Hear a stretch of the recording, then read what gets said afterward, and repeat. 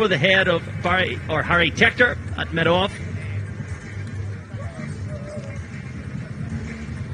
He read this really well, just a little bit too full from Barry McCarthy. You cannot bowl that to Jimmy Neesham. So strong, stand and deliver stuff. And Harry Tector was hoping rather than thinking that was going to go into his hands.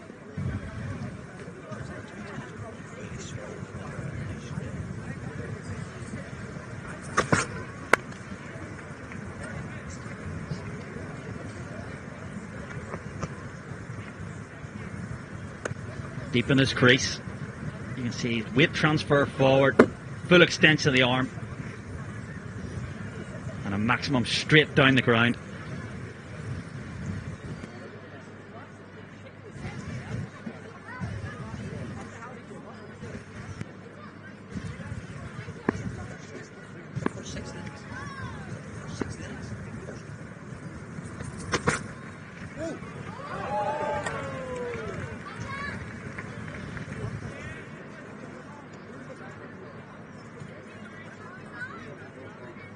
We'll have a look at this now. Deep in the crease, look at the bottom hand of Jimmy Neesham. Full extension of the arm. That's not what you want to see as a bowler.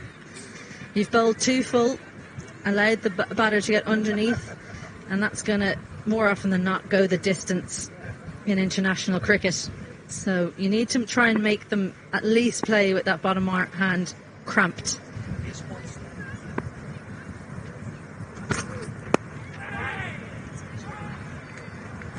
That's the length. That's a much better length. Bowl it into the pitch. They've seen Ireland that there's something to get out of this wicket. He's got to bowl it into the pads tight because everyone's out on the leg side. Good, clever bowling from Barry McCarthy.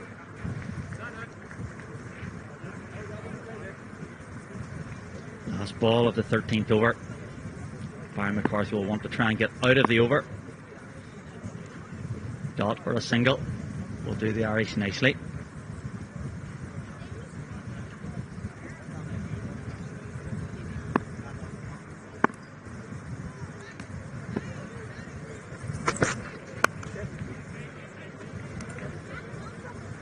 Good finish to the 13th over.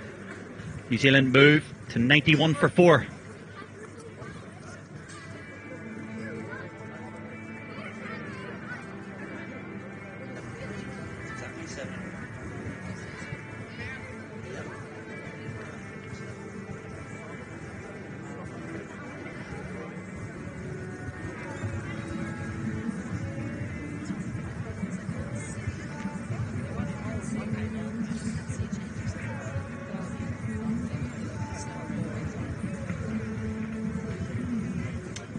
There we have the projected scores, currently going at 7 and over, and we spoke at the start, 140 batting first has never been chased successfully.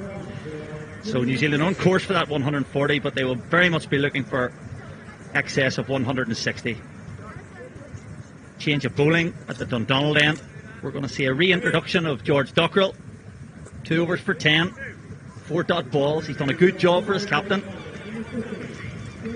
In the India T20s, George Dockrell didn't bowl, but Gareth Delaney just got lined up a little bit, so they're not going to bowl him probably more than 1 over at a time. Doesn't have too many change-ups, so a good decision from Andy Balbirnie bringing back George Dockrell.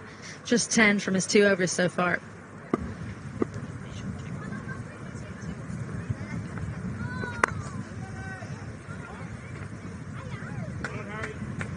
Good pace. George Dockrell fighting Glenn Phillips to hit him down the ground. Well fielded by Harry Tector at long on. And it brings Jimmy Neesham on to strike. As you can see, quick hands through the ball from Glenn Phillips.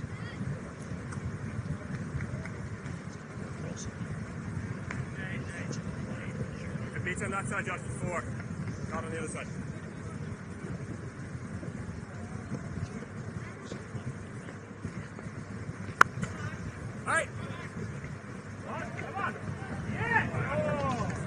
Forceful sweep slug straight along the carpet from Jimmy Neesham. Beats the diving Barry McCarthy. Look at those hands. That's a very difficult shot to play. You have to have super strong wrists to get that around. Usually you have to move towards the ball, but not Jimmy Neesham.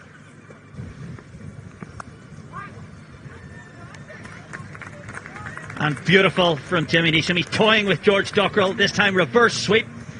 Perfectly dissects 45 and backward point in the offside to bring up the New Zealand 100. And Jimmy Neesham's on the charge.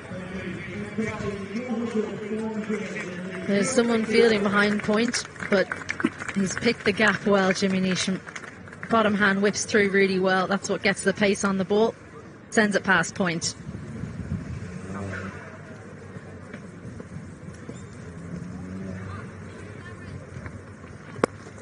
Very good. Full of length. A Yorker from George Dockrell. And the last 4 overs, interesting, but relatively risk-free, have gone 8-9, 8-9. New Zealand on the charge. Yeah! And it's a wicket. Delight for George Dockrell. Umpire Paul Reynolds raised the finger. A fine little edge from Jimmy Neesham through to Lorcan Tucker. And Ireland make a much-needed breakthrough. Well, why did he move away from his plan of sweeping George Dockrell? Clear edge. Good work from Lorcan Tucker. You've always got to catch them. I know that one looked easy, but being in the right position. So that's the end of Jimmy Neesham. He goes for 29. New Zealand 100 for 5.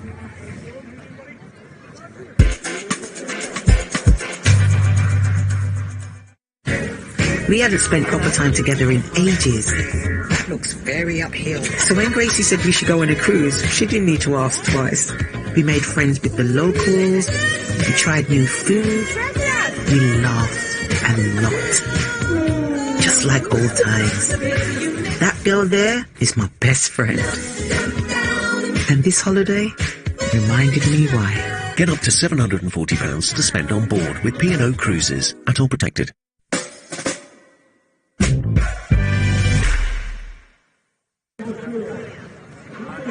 Departure of Jimmy Neesham sees another left-hander, Michael Bracewell, Ireland's nemesis in the ODIs in Malahide, nickname of the Beast.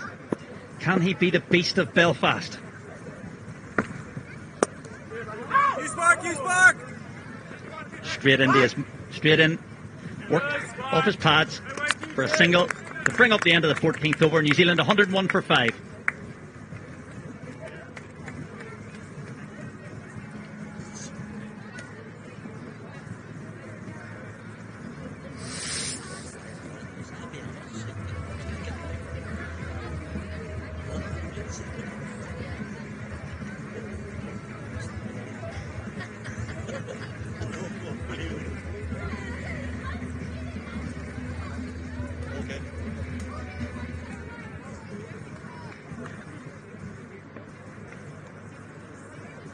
There it is, the scorecard. New Zealand poised at 101 for 5. The game finally balanced. Going to see a bowling change at the city end. Ireland's most successful bowler of the day, Josh Little, 2-15 brought into the attack as Ireland go on the offensive. We all love Paul Stirling.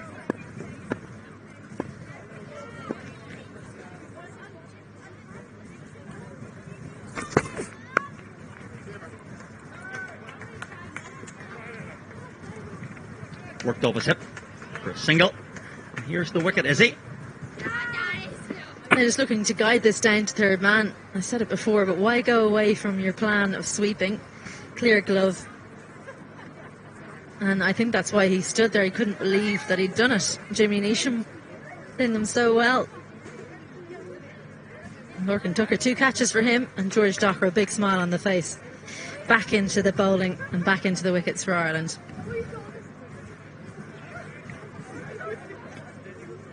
A little bit of discussion about the field.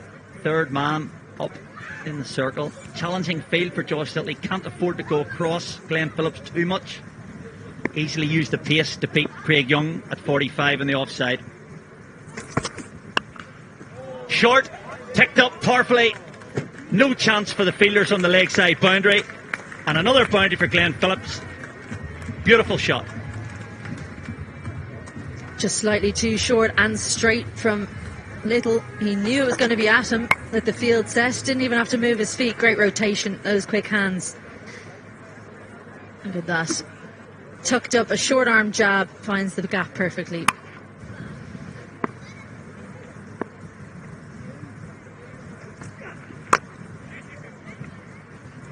Good change up pace from Josh Little, pace off. Just knocked into the offside for a single. Bring Bracewell back on strike.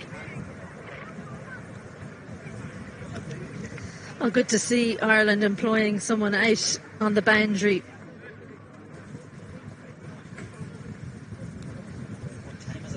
In 45. Bracewell lifting it over that fielder so effectively in the first ODI, breaking Irish hearts.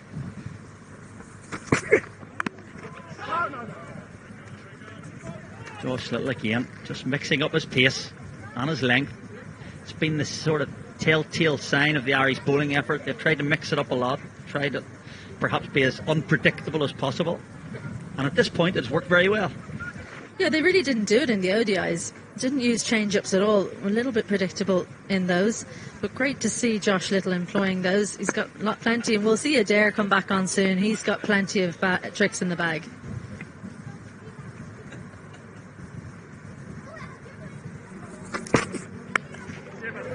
Short ball, spliced, missed time from Michael Bracewell. It's fallen between all the fielders that are back on the leg side boundary for a single. This is very good from Josh Little, asking questions of the New Zealand batsman. As you can see, short, outside off stump, got it head high, making him fetch it. And a little bit of luck on this occasion for Michael Bracewell.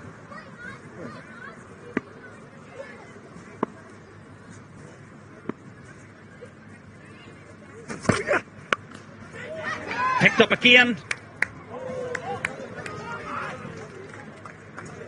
Misjudged from Curtis Camphor, much to the despair of Josh Little. Brings an end to the 15th over.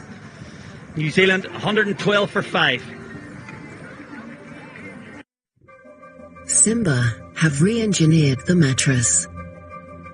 6,000 ultra-fine responsive titanium aerocoils for unrivaled support.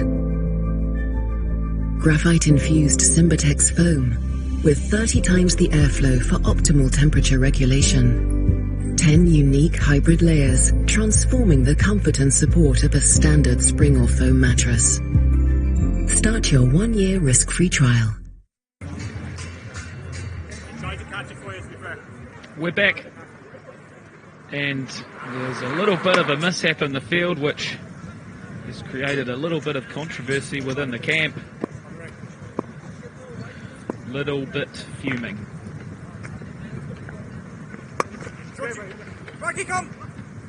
Craig McMillan joining myself, George Harper Jr. Craig, important 5 overs.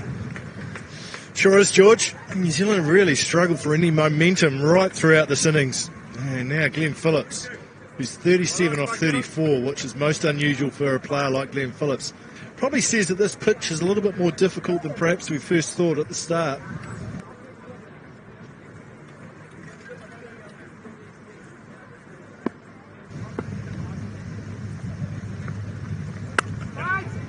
Yeah, he certainly laid the foundations, and now with just 5 overs to go, he needs to cash in. And just the 13 boundaries as well, 13 fours and 1 6. Just the 1 6. T20 cricket, normally raining all over the place. But it hasn't been the case because timing's been difficult on the surface.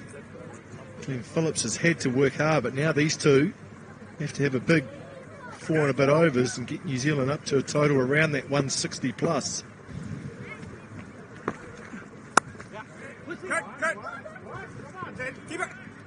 Pushing hard. Denied by some good fielding. That cover sweeper. So here are the projections, Macca. To get 11 and over, 164. That's still defendable out here on this pitch, isn't it? Well, it's some going from New Zealand, but Michael Bracewell's been in excellent form. Man of the series in the recent ODI series, so he's in good touch as the left-hander. Looking to move his feet, and he'll get a bonus too.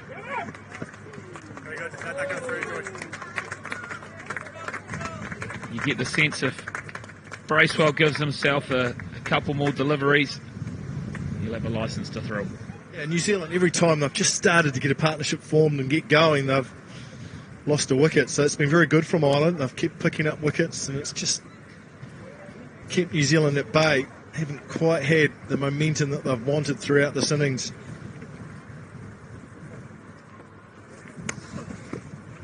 And that's beaten everyone. It's going to be wides, and 5 of them. Bonus runs for the New Zealanders. Yeah, that's not what Dockrell or Ireland needed. He's bowled pretty well as the left arm spinner went quicker and went down the leg side. And Lorcan Tucker had no chance. The keeper. It's been a good 4-over spell.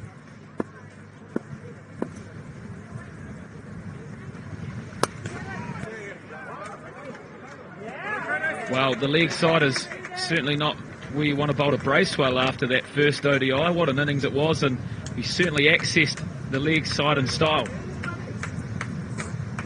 He's really come out of a shell, hasn't he? Michael Bracewell made every poster winner so far in international cricket. On debut today in the T20 format. And the last ball of the over has been handled well, and that is New Zealand 1, 2, 3 for 5.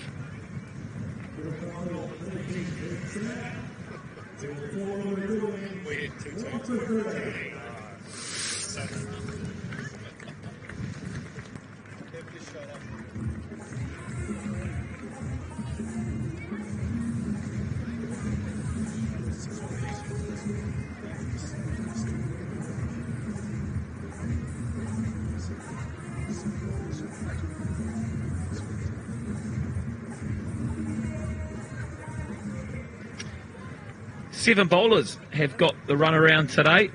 Little with 2 wickets.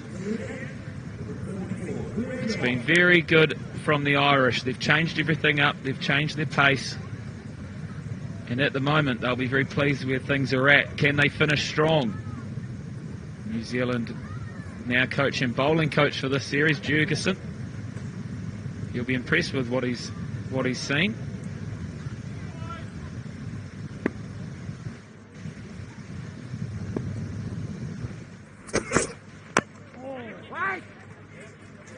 Good start to the over by Craig Young. What's been impressive from Ireland, especially the seamers today, is they've pulled their length back. This ground is bigger boundary square of the wicket, so they haven't gone too full. Look at those lengths. And the 8 metres mark backwards has been 76%, which is well on the short side for what you expect in T20 cricket. So they've adjusted well to the surface, and it served them well. They've also taken the pace off the ball really well, haven't they, Macca? And when you drop it in short with no pace, it certainly makes it harder. Yeah, it does, those variations, and they're things that New Zealand bowlers would have observed. The batters will be telling the bowlers what length was difficult to hit on this surface. So they've got that knowledge already, the New Zealand bowlers.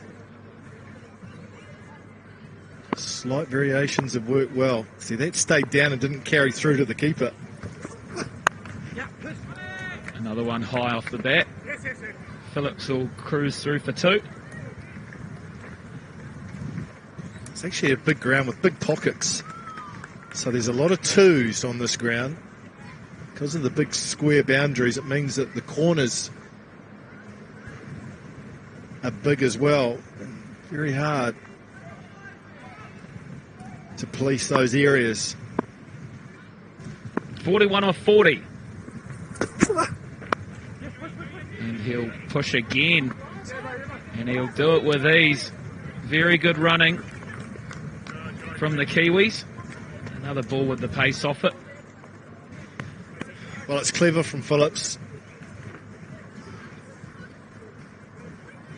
Knew he had to weight the shot, and he knew that if he got it around 30-yard circle, that he'd be able to run 2. Didn't try and hit it too hard. Just soften the hands a touch, let the ball come on. Nice, comfortable 2. That's really clever. And that's that big boundary on the leg side. That's the issue with 4 men back on the boundary. Phillips gets it right. They can't stop 2. Short and slower again. And that is his one for the over. Very well bowled. Macca, we mentioned how hard it is to chase runs on this ground off here as well. Any runs on the board here can be defendable, can't they? Yeah, they sure can. The stats say that if you score 140 plus on the surface batting first, then that's a winning total. I personally don't think 140 today is a winning total, and New Zealand will need a few more, but they can get close to 160 plus, and I think that's still going to be a tough target for Ireland to have to chase. Well bowled for the last delivery, but copy and paste it. It's 2 more runs to Phillips, and that'll end the over at 129 for 5.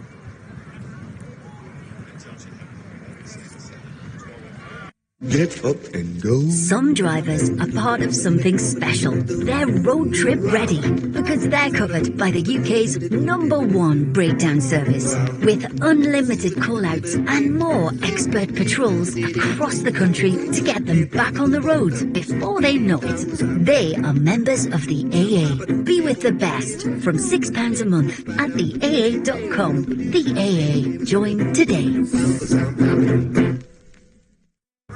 Were looking to rebuild, and they did just that with 46 from 32, and just when we thought they had the chance to launch, Newzeland departed. But now, well, there's nothing else but go for it now, Macca. Phillips, he has a licence to thrill from here on in. Mark Adair, 2 very good overs, 1 for 14, comes back into the attack. 3 overs for New Zealand to try and push that total up around to that 160 run mark. It's been 12 deliveries since their last boundary. Only 5 wickets down. It's up to these 2 now to find the boundary, try and find some gaps, push this New Zealand total upwards.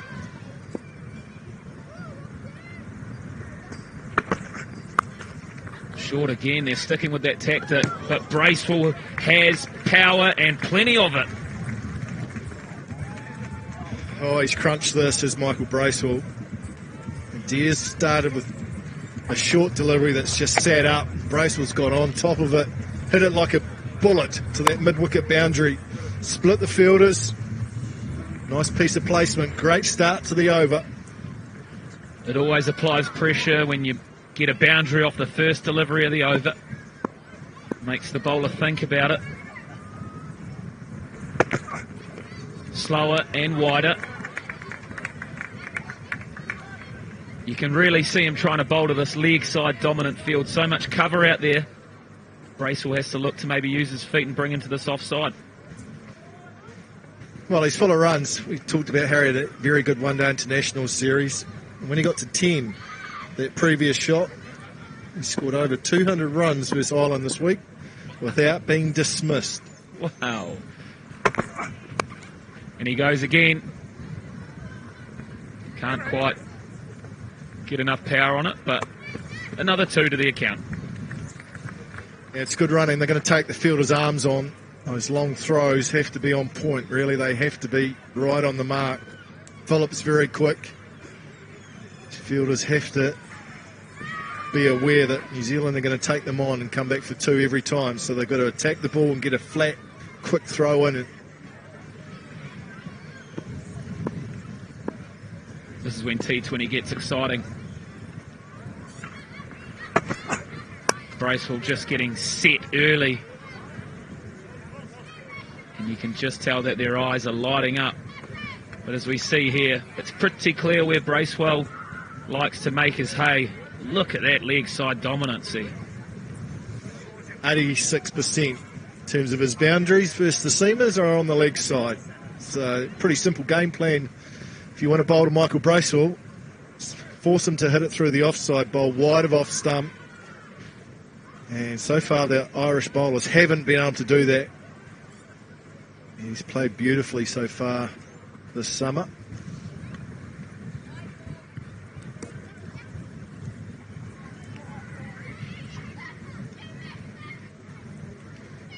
Phillips now nearing the milestone, 1 big hit away. But as mentioned, we've only seen 1/6 this innings. We'd love to see some more. Well bowled. Squeezing him up. Very impressive delivery at the death. He's just speared that into his heels. Really good target area. Followed him down leg. But there, He's doing a job here. Bracewell back on strike. Partnership, 38 off 25.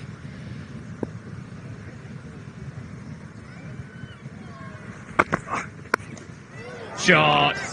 That is huge. It's in the arc. Bracewell goes bang. Second six of the innings, and it's a big one over mid-wicket again. We just talked about how strong he is on the leg side. Mark Adair is continuing to bowl at the stumps, which opens up the leg side. You've got to stay away from that area. Bracewell's in too good a touch, too strong, too powerful to be bowling there. It's a big over now for New Zealand, 15 off, still one delivery left. Good wee partnership this for New Zealand. Yeah, he's looking to tighten him up and bowl at the heel like he did earlier to Phillips, but if you get it slightly wrong, you're certainly going to pay. And pay he has done, and now the discussions are being had. What are they going to do to restrict Bracewell here? They've got time to think about it because I think the ball's lost.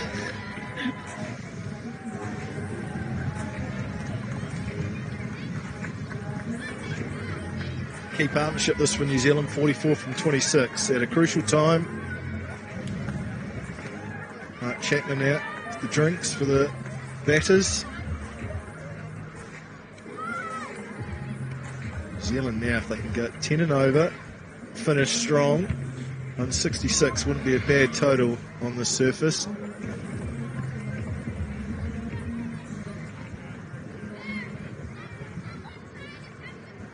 Well, they've located the ball, and Adair has got it back and now adjusting the field. Fine leg coming up and then long off going back, so you get the sense he's going to stray away from that leg side. Maybe learnt a little lesson there. Well, let's see, change of angle coming over the wicket. Is he going to throw it wide of off stump, or will he stay straight? Pace off. And a safe end to the last ball. There's 16 runs from the over, and it is 145 for 5.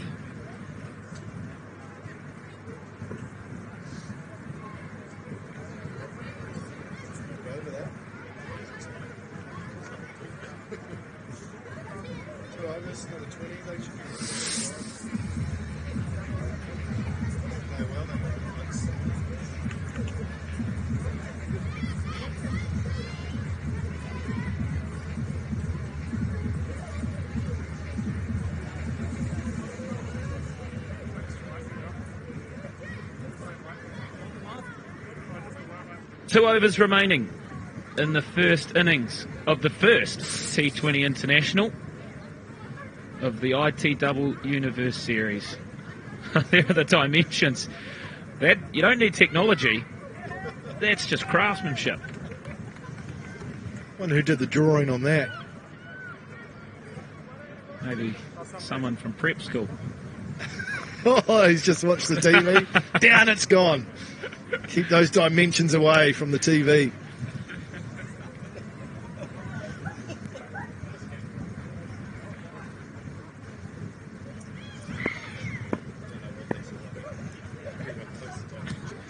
I don't think we need to know the dimensions because we know Bracewell's going to try and clear every one of them. 2 overs to go. And he's clean bowled him. No more boundaries for Bracewell. Big breakthrough. That could save the scorecard. Nice piece of bowling from Josh Little, the left armour. Picks up his third. Well, he stayed in that dangerous area, went full and straight. It was in the slot.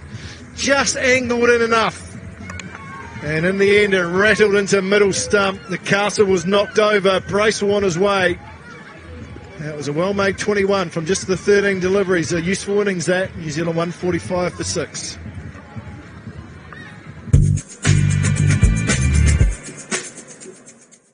Mom, she's on the laptop again. Oi, Olivia, down here. Learning with Barclays Life Skills gives you great money knowledge.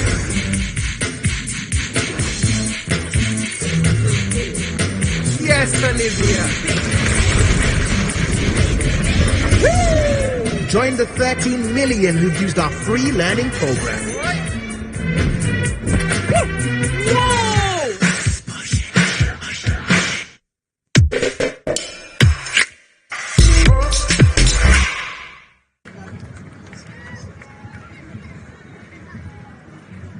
To the crease now, captain Mitchell Santner to finish things off for the Kiwis. He's coming in under a little bit of pressure, but also a licence.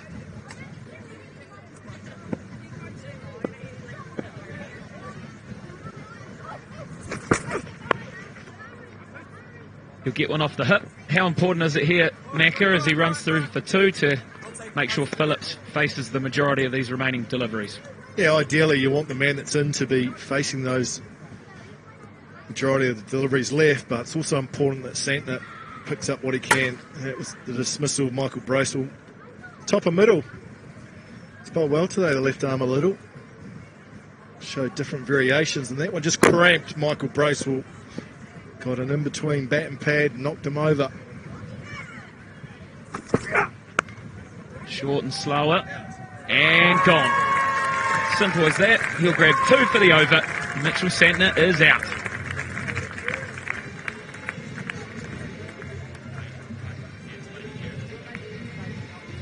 It's a good catch. Really good catch. It went flat and hard from Santner. Delaney, the man at square leg, had to come in. Again, he's gone short to these big boundaries, and New Zealanders have found the fielders on the boundary. Had to come in quite a long way off. Good catch. Santner's innings is short. 2 from 2. New Zealand 147 for 7.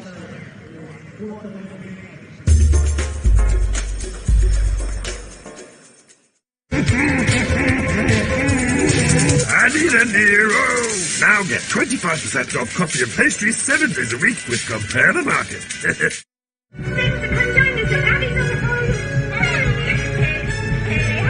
At Macmillan, we're tough and we're tender. Whatever it takes to help people living with cancer. But we can only do it with your help.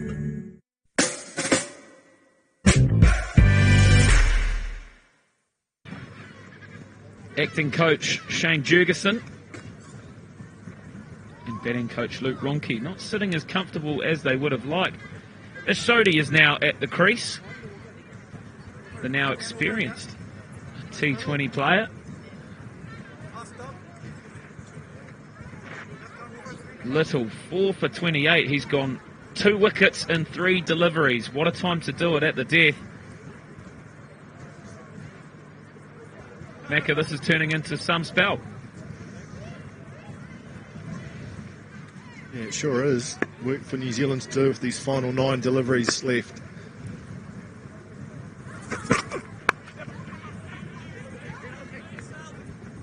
A crucial moment in the game to do this. He's applied a lot of pressure, but Phillips back on strike now. Yeah, he's been starved with the strike a little bit in the last over and a bit, is Glenn Phillips. Interesting to look at his innings, 46 from 44. But just the 4 boundaries for Glenn Phillips, who normally has no trouble at all finding the boundary whenever he bats that sort of length of time. I think it just shows how tough a surface this is. If you find the right length, you have changes of pace. It's been well captained by Balbirnie as well. Ireland will be more than happy with the job they've done so far. They've got to finish things off here. Little knocking on the door of a fifer. 2 balls left. Skewed over top of third, and it'll spin away. 4 runs and 50 for Glenn Phillips. Top knock, Glenn Phillips, your third T20 50 at a crucial time for your side. Applause from his teammates. He's had to work hard throughout this innings. Hasn't been at his fluent best, but he still scored at a strike rate of 111 and done it at a key time for New Zealand. Yeah, he certainly did. Had to help with the rebuild. Some crucial runs, so well done, Phillips. The last ball of a great spell. He'll fall a wicket short of 5, but he'll get a rousing reception. 4 for 35, well bowled, and New Zealanders 154 for 7.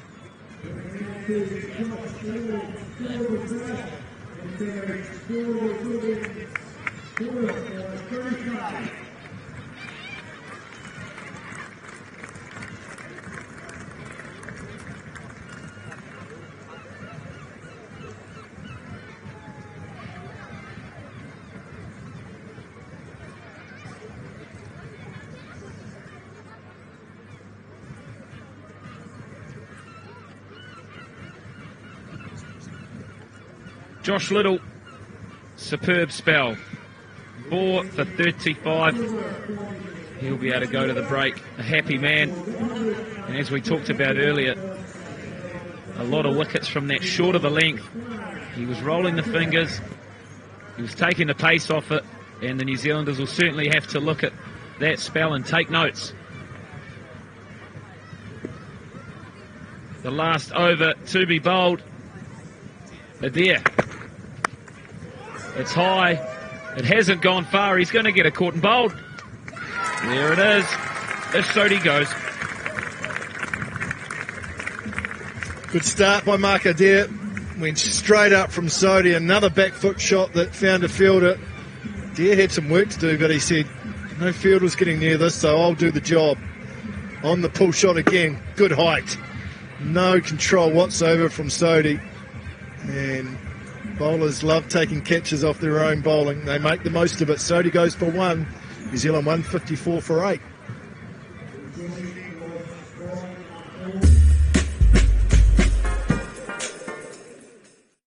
When we're on holiday, Dad loves his food. The spicier the better. And he tends to get distracted by shiny things. Once he's got all the gear, there's no stopping him.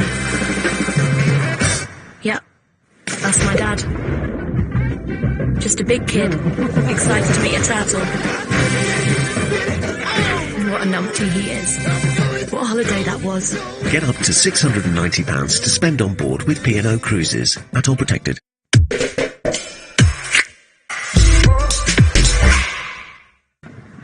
Lockie Ferguson to the crease at the non-striker's end. He'll be licking his lips with the amount of wickets that have been taken off short balls. He'll be looking to do the same and bowl into the ribcage later this afternoon. Oh, very well bowled, wide hole. How important is it, Craig, that at the end of the innings for Ireland to take momentum in? They've done well so far, but they need to finish strong and roll into the second innings here. I always think the last over of an innings is crucial, just with that momentum that you talk about, George. Sodhi looking for the boundary, couldn't find it. They've done a really good job so far, have Ireland, keeping New Zealand to 154 for 8. 4 deliveries left. Adair was expensive in his third over, as he started his final over rather well. Edged 4 guilty runs.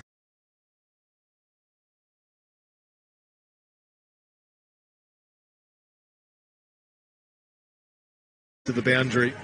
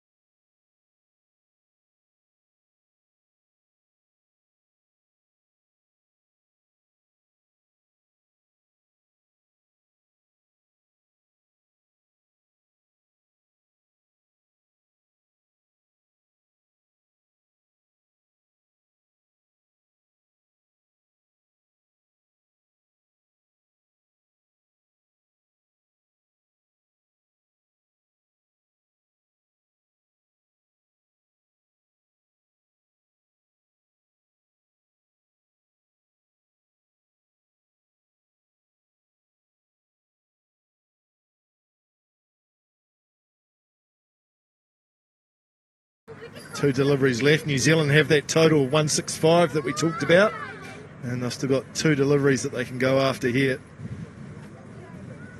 Yeah, this is a huge swing, and look how deep he is in the crease, and that's almost pushing the limits as well. Phillips.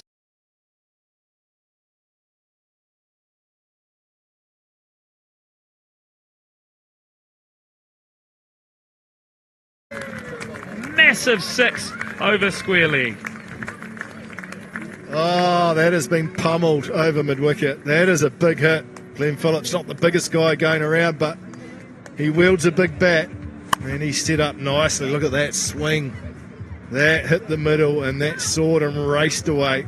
This is a terrific over now for New Zealand. That's as close as you get to baseball. He was set so early and launched it.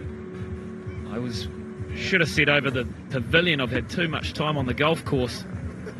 What a swing. Look at that. To be fair, that was almost a golf swing. Yeah, Rory McIlroy would have been happy with that if there was a dog leg left. That's nice power from Phillips. 1 ball left. This has been an excellent over. Good finish by New Zealand. Oh, it's not the last ball of the over. This is turning ever so slightly pear-shaped. 18 from the last. Mark Adair's figures have taken a bit of a pounding too, haven't they? 2 for 48, 1 delivery left. This is still a good effort by Ireland. They'll probably feel like could have kept New Zealand to maybe 160, and they've got a few bonus runs at the end. What can Phillips finish with? Well bowled. He'll squeeze a single out, but it's an expensive over. A great finish from the Kiwis. They end the first innings on 173 for 8. Can Ireland chase it down? Excellent work. Josh Little was outstanding with the ball. Picked up 4 wickets, bowled beautifully. Glenn Phillips, superb innings from him. 69 from 52, good strike rate. He has got New Zealand up to a defendable total. On a surface it's not that easy, so it's that mid-range score that New Zealand in the end will be quite happy with. Ireland should be quite happy with the way they went about things as well. But Phillips was the standout batter for New Zealand. Had to work hard throughout that innings. Wasn't at his fluent best, but he found a way to get a total on the board. And he'll raise the bat, and fair enough, we mentioned he was a little bit slow to start with, but it's amazing how quick you can catch up those runs. 69 from 52. You can see a lot of starts from the New Zealand side, but no one was able to go on with Phillips. But 20 overs done and dusted. 173, you'll take that. You'll take that more often than not. Well, the last 5 overs, New Zealand picked up 61 for 3, so that was a good effort in the end. 7 bowlers used by Balbirnie, the Irish skipper, and Josh Little was the star. 4 for 35 off his 4 overs. Let's go downstairs to Isabel Joyce. I think she might have that man with him. Josh Little, 4 for 35 from your 4 overs. You must have enjoyed bowling on that pitch. Yeah, it was initially a bit of a different wicket than what we thought. We thought there'd be a little bit more sort of pace and carry, but I think we adjusted quite well to off-cutters and pace off and sort of got them hitting out to the big side, so pretty pleased with that overall. Is that something that you talk about out in the middle between the bowlers, you pass messages on? 100%, yeah. One of our main things is having absolute clarity in what we're doing and sort of talking as a bowling group as we're out there and sort of adjusting to conditions as per. So, yeah, I think we did that quite well. You had 2 agonising losses in the ODIs. How do you reposition your thinking coming into these T20Is? I don't think you change your thinking too much. I think you sort of take the good with the bad and sort of try to continue on that upward curve. So hopefully we do that today. Well, you're chasing 173. Can you do it? Of course we can. We always can. OK, well, best of luck, Josh Little. Well done. Cheers. Thanks very much. Of course we can, say the Irish, and fair enough. There's been runs aplenty in the ODI series, and we would love to see it here again. Ireland. Through difficult and testing years, this was kind of brave. We quickly learned how they could play. To transform this, the motherland, upon great shoulders we all stand, the Windrush generation. Look at all they've done for us. She does Stacey. She does twirls, curls, and coffee with the girls. She does nice and easy golden auburn with a blend of tones and highlights. She does her way, every day. And she does it in nice and easy. Yes, she does. This morning I woke up in a fortress of distortion. I'm at war with my emotions. Courage starts with a risk. Defy boundaries and anything in your way. Dare to defy. Calvin Klein Defy and the new eau de parfum for men.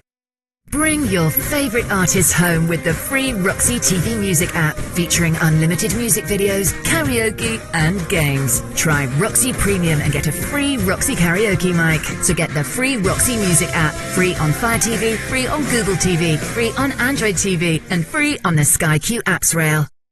Here's something you don't care about. Tyres. Just black rubber. You just don't dream about the perfect percentage of silica, do you? Nor want to discover details of patent designs. And you're probably not passionate about how tyres are tested millions of miles. And that's okay, because we care, so that you can rely on us when others rely on you. Continental.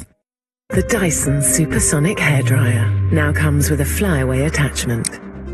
The high-pressure Dyson digital motor harnesses the Coanda effect to hide flyaways in a single pass and leave a smooth and shiny finish. For fast drying with no extreme heat, Dyson Supersonic, engineered for every hair type. Buy direct from the people who made it. Free delivery from Dyson. Get the free Roxy TV Music app and get a free Roxy karaoke mic when you try Roxy Premium. See roxy.tv or on Sky Q. Get Roxy free on the apps rail now. Auntie Kate hasn't just nailed babysitting, she's absolutely cinched it. Stunning build. Just like she cinched her motor. Buying a car, don't just nail it, cinch it.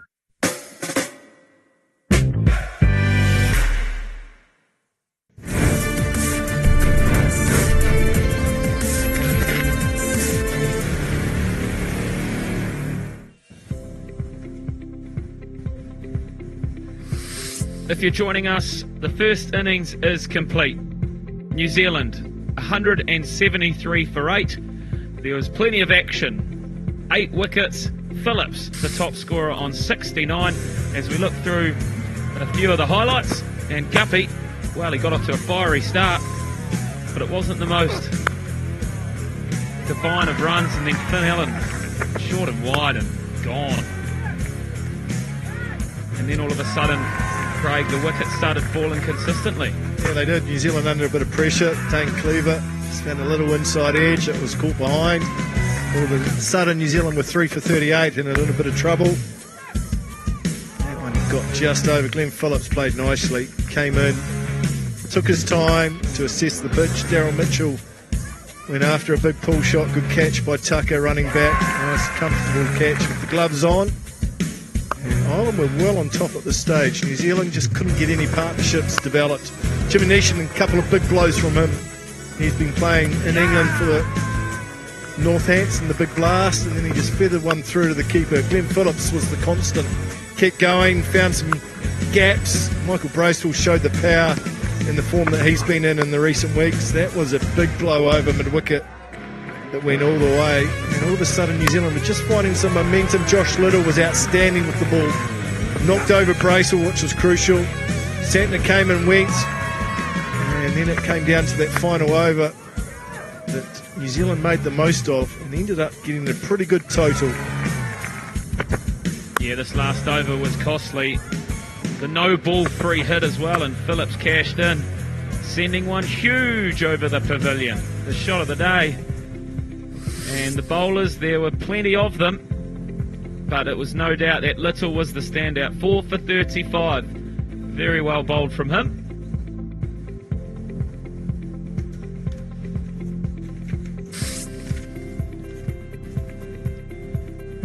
The ODI series was thrilling with very, very tight finishes. Will we see the same here again today?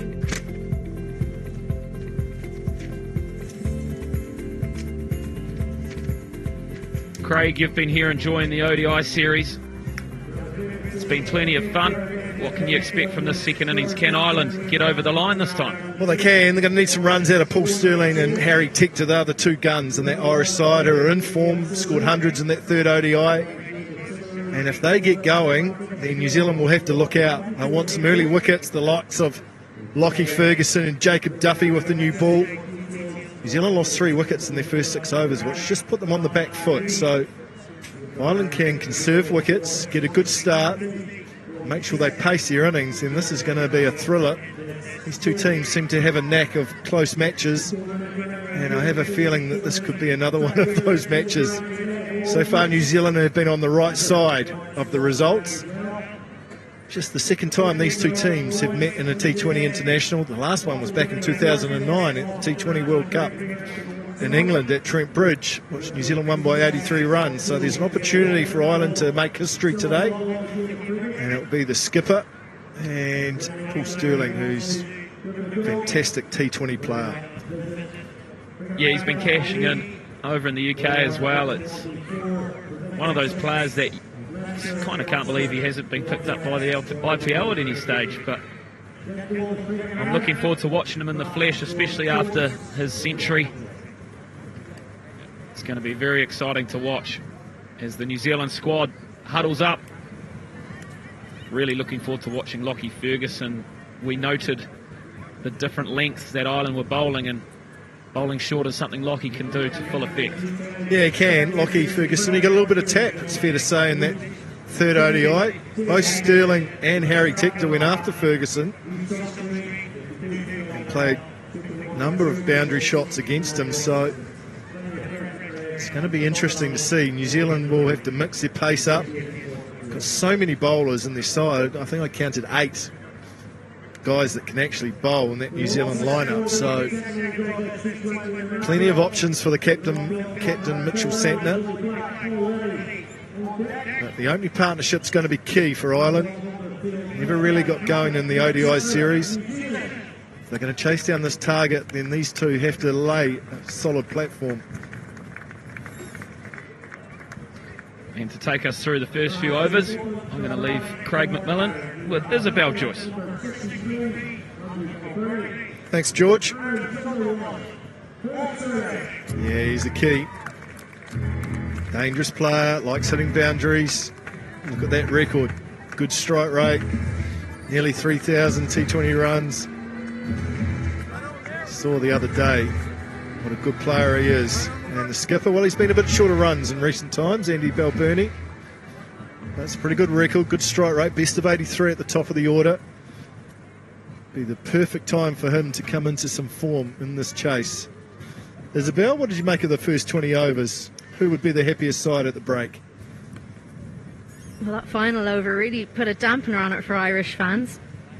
Mark Adair just got things a little bit long, and that's the value of having a set batter.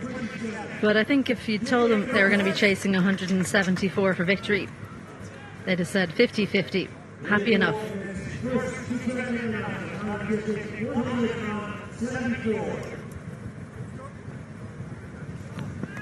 Right, Jacob Duffy, new ball in hand. Umpire says play, away we go. A little bit of swing, just a hint of shape that you expect from Jacob Duffy. You're going to see some energy from the New Zealand fielders. Glenn Phillips is a bit of a live wire. He put down a couple of catches in that third ODI, but he'll be leading the fielding effort. That's a good start from Duffy. Yeah, very uncharacteristic fielding performance from Phillips in that third ODI. Strange shot from Paul Stirling there, that first one on the back foot, very full.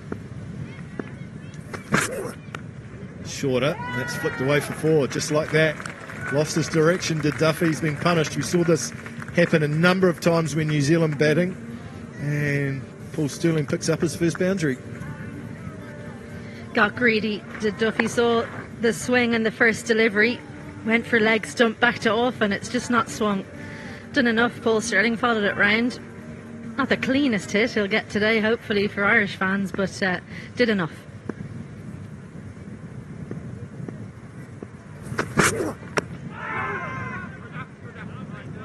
Muted appeal going down in a better area that time from Jacob Duffy.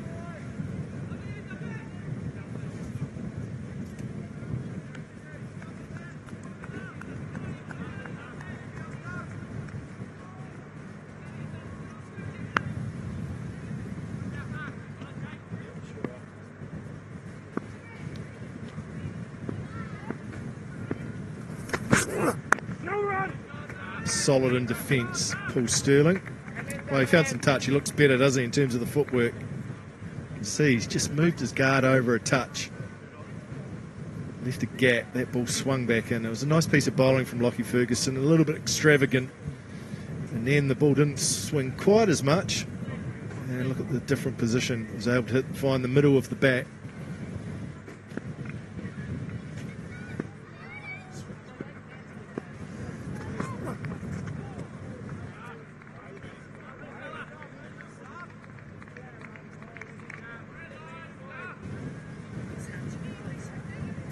Amazing once you get a score on the board how all of a sudden your footwork just improves. You get in stronger positions, you get into the ball, just feel more in control. It's a dangerous player.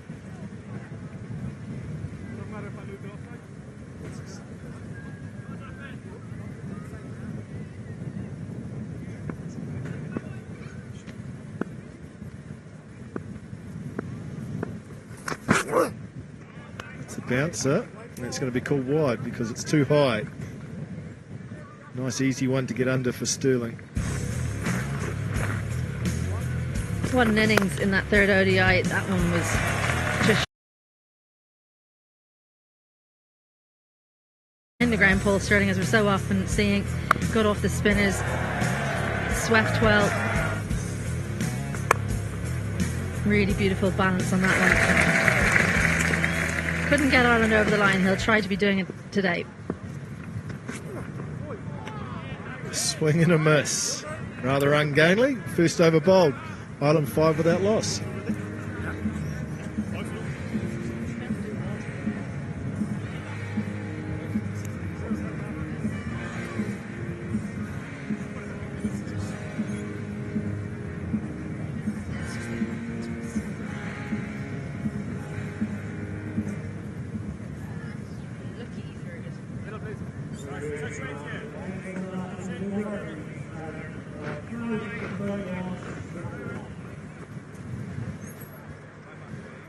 Lockie Ferguson with the new ball for New Zealand. What sort of pace is he going to get up to in this spell? It's interesting that this is just his 17th T20 international. Seems like he's been on the scene a long time through injury and a number of other things. He hasn't played a lot of T20 cricket at the top level for New Zealand, and he will be a key player, key performer for New Zealand at the T20 World Cup later in Australia in October.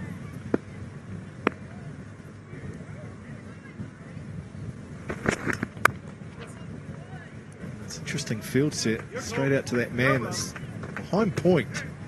So again, similar to what we saw from Ireland, the two fielders that are outside the circle in these first 6 overs are at deep backward square and behind point, left of screen. It's one of those funny things about T20, isn't it, where you basically tell them what you're going to bowl by where your fielders are. So Andrew Balbirnie guessed right, full and wide to start off, and took the single.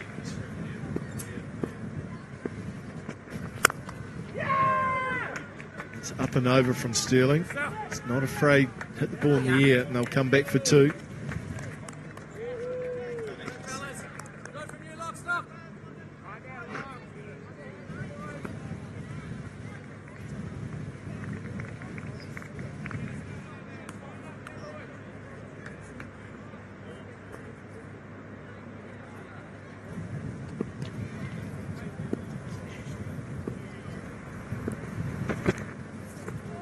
Be wide down the leg side. It was a late call, but yeah, in the end, much to Lockie Ferguson's disgust. There have been a few calls in these first few overs that bowlers and batters have been unhappy about. Moves across his stumps, and that's a very tough call for the bowler. If he'd been standing where he started, that's not a wide. You're right, Isabel. In the original stance, that would have cluttered into his thigh pad. That's why Lockie Ferguson just had another wee look. Oh, that's full and straight. Nice piece of bowling.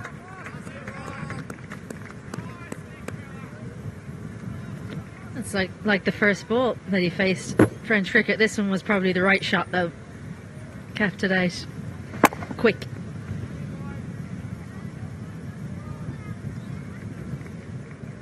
Slip and play. Martin Guptill at first slip, which you expect for someone like Lockie Ferguson with the new ball. Oh, that's not a bad shout. Sterling's been caught on the crease. Must have been going down or maybe even a touch high.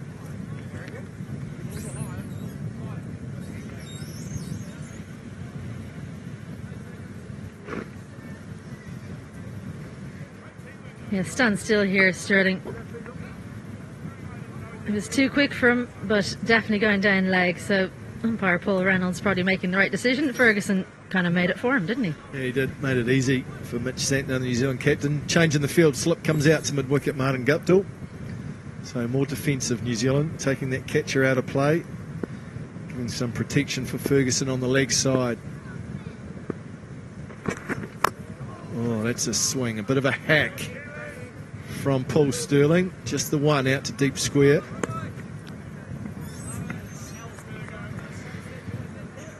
Yeah, really beautiful movement from Lockie Ferguson here. Angles it in to Paul Sterling. Generally likes it moving away, likes to free his hands, so tucks him up well.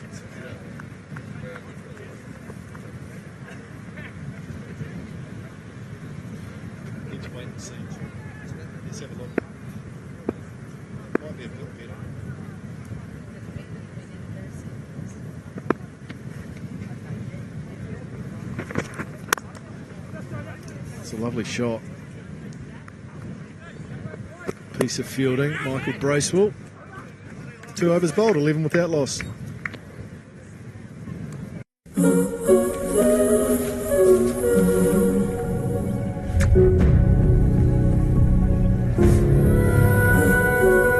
When was the last time you saw the world in a new light? A new electric experience is coming to you. Introducing the all-electric Genesis GV60.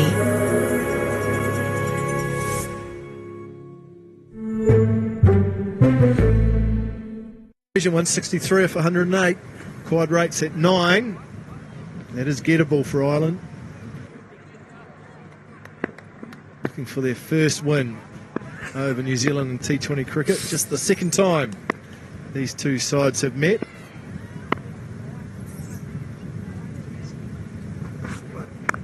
Oh, that's short. Up and over. That's a lovely shot from Balbirnie. Got a little bit of width, got a little bit of length, and he made the most of it to the Irish captain. Well, we've been discussing through the ODI series the lack of movement. Still there, but you don't need to move your feet when it's that short and wide. Good hands. Gets it over the fielder and helped himself. Good start to the over.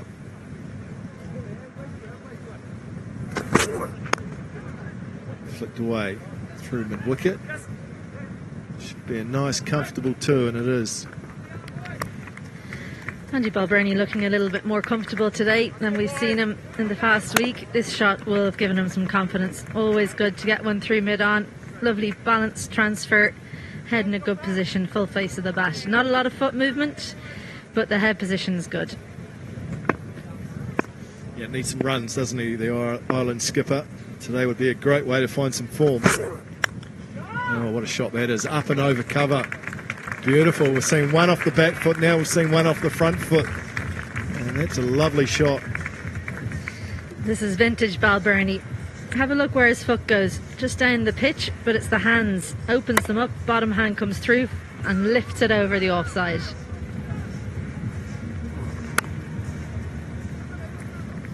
Oh, the best thing about that shot is the way he's got his weight into the shot. Look at that. Get the elevation up and over. Top stuff.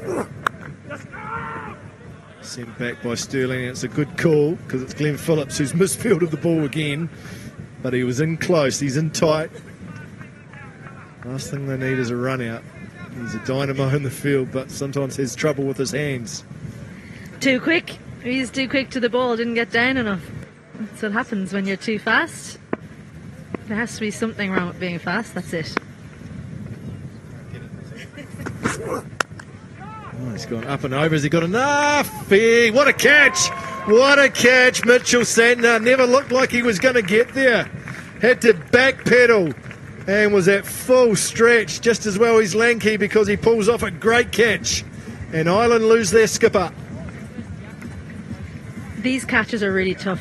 Moves leg side of the ball, just catches a little bit high, comes off the shot, Balbirnie. Mitch Santner had to backpedal, turn, full stretch dive, catch. That's incredible athleticism from the New Zealand T20 captain. Bright and breezy innings from Andy Balbirnie. He's gone for 12. Ireland 21 for 1.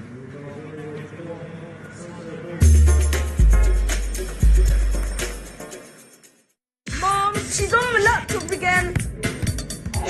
Oi, Olivia, down here. Learning with Barclays Life Skills gives you great money knowledge.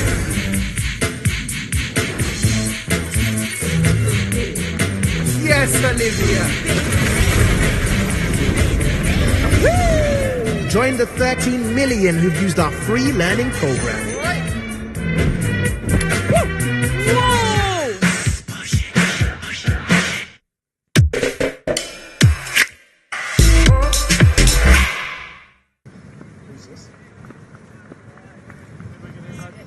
Gareth Delaney comes in at number 3, best of 89, not out.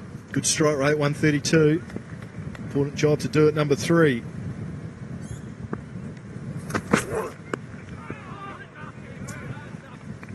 Excellent finish to the over by Jacob Duffy. Ireland 21 for 1.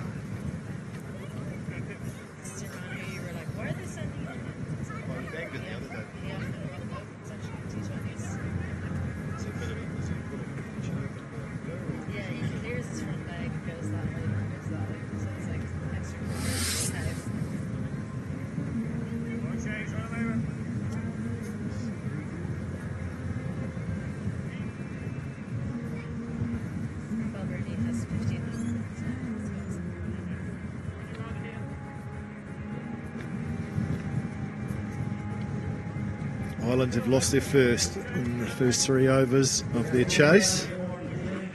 Skipper Andy Balbirnie is back in the shed. Time for a new bowler. It's James Neesham. First time into the attack. 21 wickets, high economy. Has the happy knack of picking up wickets. A bit of a golden arm at times. When he has a good day, he has a really good day, and vice versa. When it's not so good, it's bad. So I wonder what day it will be for James Neesham today. It's flicked away for 4, not the ideal start by Neesham. Good start by Delaney, he's underway. Well, we had a wicket in the last over, guilty of just trying to send one more to the boundary. Andy Balbirnie didn't stay in it. Thought he might have survived, but that man, Mitchell Santner, leaping like a salmon. Wrong fielder to choose. Great catch, you're right, Isabel. Running backwards and over your shoulder is always difficult. Nicely played, protection out at point for James Neesham. Well, I'm interested to see now how Sterling goes, because he just looks like he's not picking up the pace off the pitch that well. He's been tucked up a few times. Doesn't look as comfortable. It's a bit too paced. We saw that in the first innings. It does like the ball coming on. So hopefully he can guts it out. Figure out a way to anchor this innings for Ireland.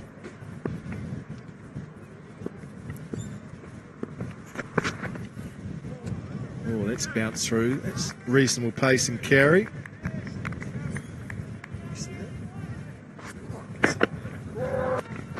Looked a little bit off colour. That one moved away steeply, and then anything kind of angled in at him, you can see tucked him up. It's a clear plan from New Zealand that they're executing well. And then tries to run this one down far too close to him. Lucky he missed it, really.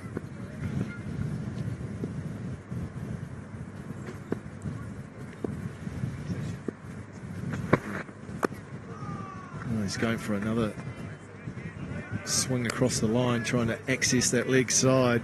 Hasn't found the middle of the bat yet. Here's Paul Sterling. It's one of those things, if it comes off, he looks like a genius. A slower ball from Jimmy Neesham. He does tend to change up his speeds a good bit in the 130s in general, but that one a good bit slower at 112. Yeah, it'll be interesting now to see Paul Sterling. Does he try and work the ball around like we saw from Glenn Phillips, or it looks like he's just going to try and hit his way out?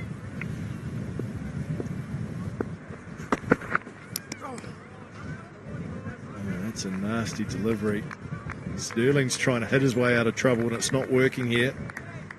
It's a surface that certainly aiding the bowlers. There is some inconsistency there that's making batting difficult. Absolutely, bowled this into the pitch. Good bowling. Oh, that's right on the elbow. That's not one you want. You can see the reaction afterwards.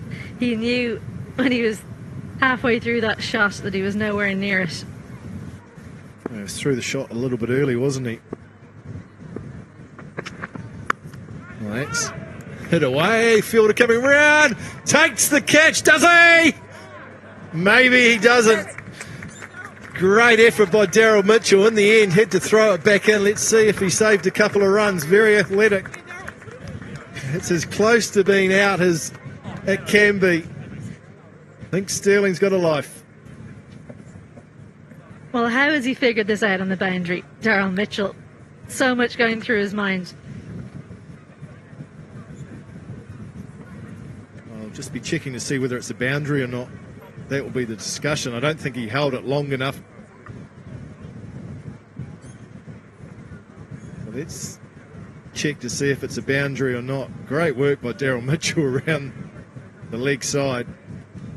Look at that, at full stretch, and now he's going over the boundary, throws it up. He needed to throw it infield. With the momentum he had, it's followed him. Now he jumps in the air and tries to bat it back into the field of play.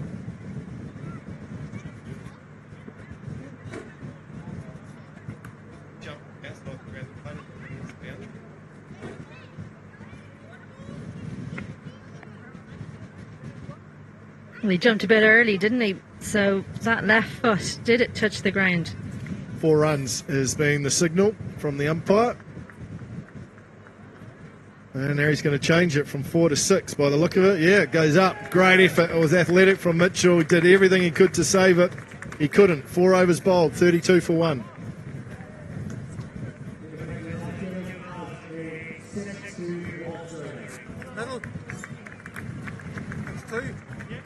At full stretch, at full pace. And he's outside the field of play trying to throw it back in. Great effort. It was that first throw. It needed to stay infield, didn't it? Could have dived back in and caught it. Wasn't far off. Seen a number of those catches in T20 and one-day international cricket. It's actually something that the players practice now and train. Right, Lockie Ferguson back into the attack. Oh, bowled him. Beautiful piece of bowling. Pace off from Ferguson, the firebrand. He picks up his first and New Zealand have 2. Well, this is completely done, Gareth Delaney. He'll be walking back wondering what happened. Hands high, just didn't get the bat down. Not great movement towards the ball. He can't quite believe that's hit the stumps. He heard the sound, looked back and bails were gone. The death rattle for Gareth Delaney. He goes for 5, Ireland 32 for 2.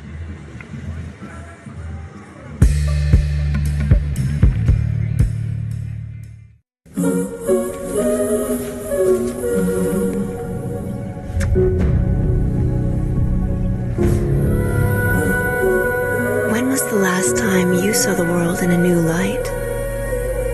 A new electric experience is coming to you. Introducing the all-electric Genesis GV60.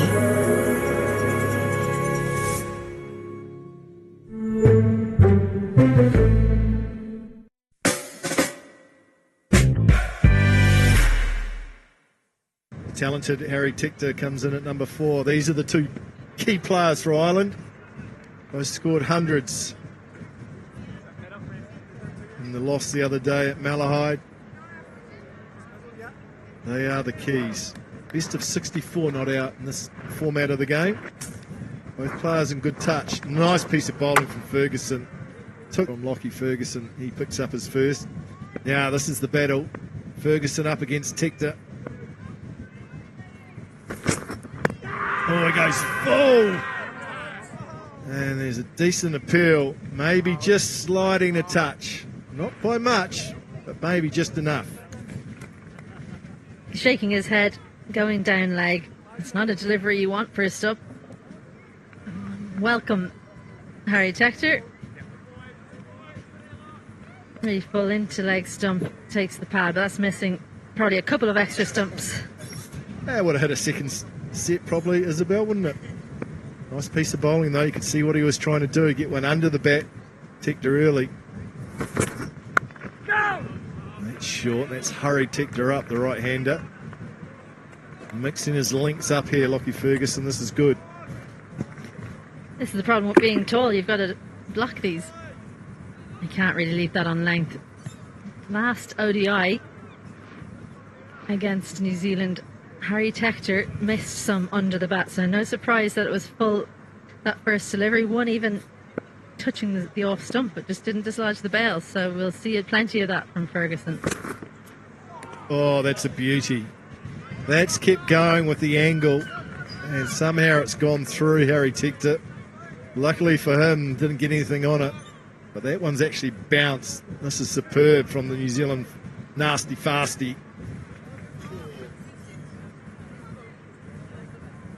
This is a beauty. Look at that. So much inward movement. Lucky that it was pitched quite short enough to get over the stumps, because that one would have absolutely cannoned in. Oh, it's a brute of a delivery. I've seen a real mixture in this over. What's up next? Fuller. Tector's going to take on Santner at mid-off and get off the mark.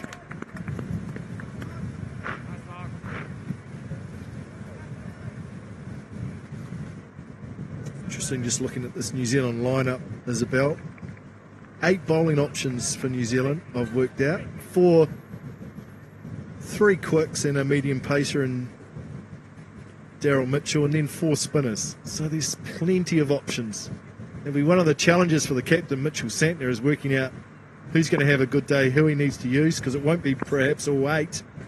He's going to have to work that out rather quickly. It's pace off, but that's well. That! Taken by Phillips. This time he takes it and Sterling's gone. The slow balls work. Ferguson has 2 in the over. And all of a sudden, Ireland are in a bit of trouble. He was in no position, Paul Sterling, to hit this ball. Really well bowled, slower ball bouncer. Couldn't resist Paul Sterling. He was in a terrible position. Good work from Phillips, backpedaling. He's taken a catch. Finally, says he. That's the end of Paul Sterling. He goes for 13, and Ireland are all the threes, 33 for 3.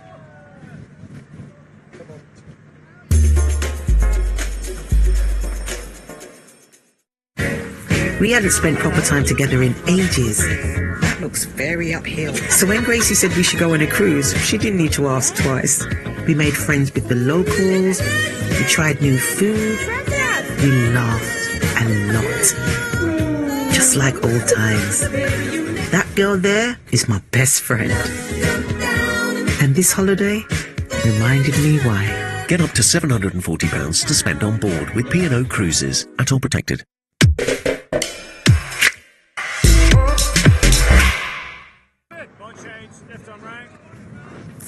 Well, after a sedate start, all of a sudden, bang, bang, bang. New Zealand have Ireland reeling at 33 for 3. This is brilliant captaincy. Smith, Santner, 2 new men at the crease. Perfect time for the spinner to come on to have a bowl. Pressure on the Irish batsmen. JP, just on that white one, I reckon. Just half one, basically. Yeah. Well, a fair bit of panic in the sheds. He's gone up and over. He's taken the aggressive option early. Tector's not going to sit back and relax. He's going to take it to the Kiwis.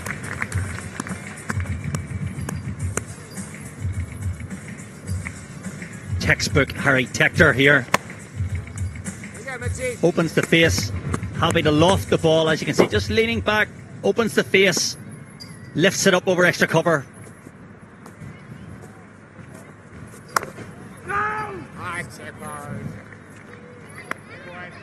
Wow. New Zealand all of a sudden on top, and Kyle, we've brought you into the commentary box to try and spur on this batting attack. And it's not going to work.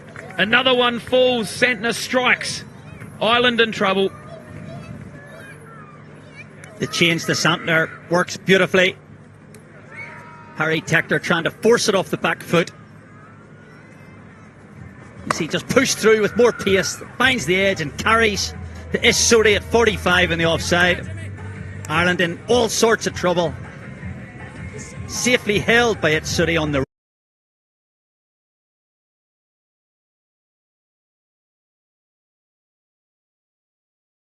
all sorts of trouble.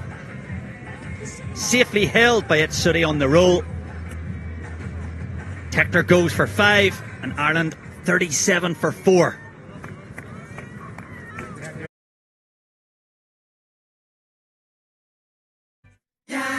Imagine driving without compromise.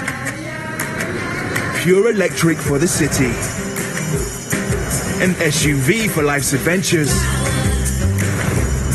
Power on demand. And hybrid to take you further. When all you want is everything. The new Vauxhall Grandland plug-in hybrid. Electric. And then some.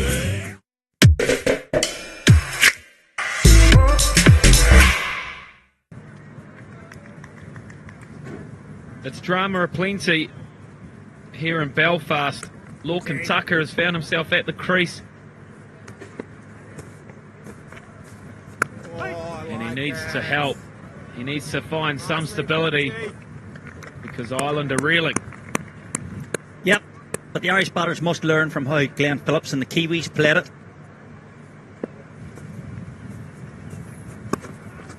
When Glenn Phillips went about, Glenn Phillips took it deep and then scored heavily in Mark Adair's last over. So Ireland hopefully learn the lessons from their New Zealand counterparts.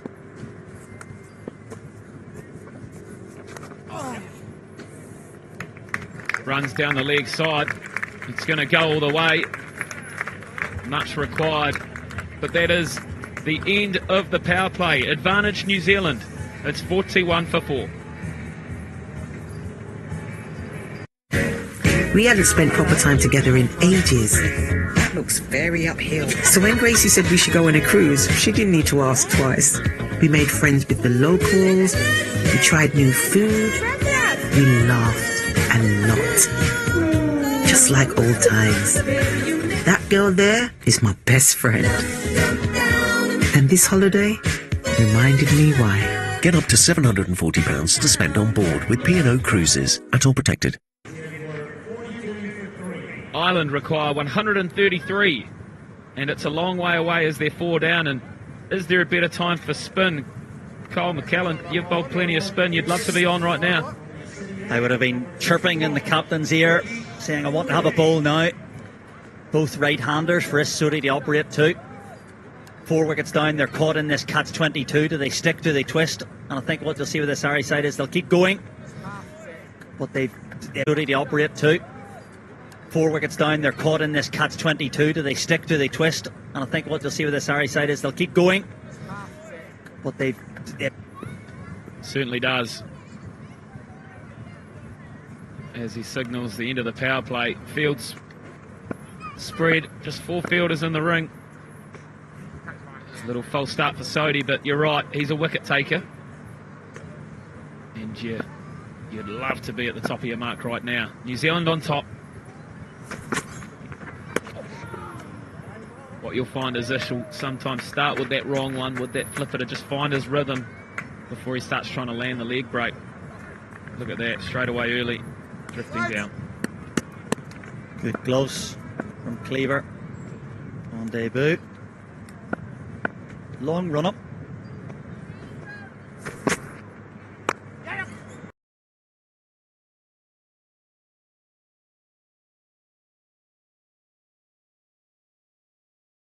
Straight away early, drifting down.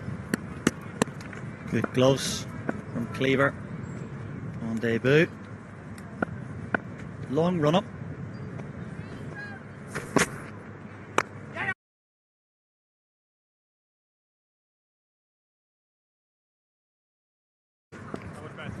Yeah, nice long run up, gets through the crease nicely. You can see everything going in straight lines. We compare that down to Brian for Ireland with that unique little S-shaped run up that he has. Sodi is your stereotypical straight line bowler. Class act. You find a lot of leg spinners these days, their stock ball is that wrong one, is that flipper. Sodi's showing that now.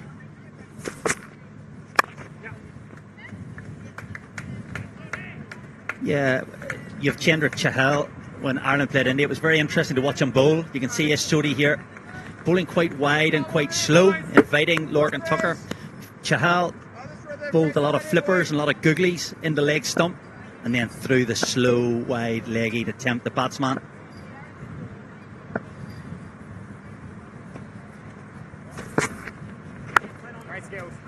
Such a tough time to come in, isn't it? Such an important part of the innings. They need to rebuild here.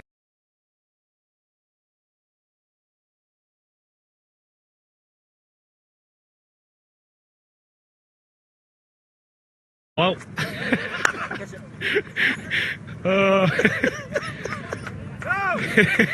right, if I can just work on your technique here. So I'll remember the mic this time, and we're trying to make sure.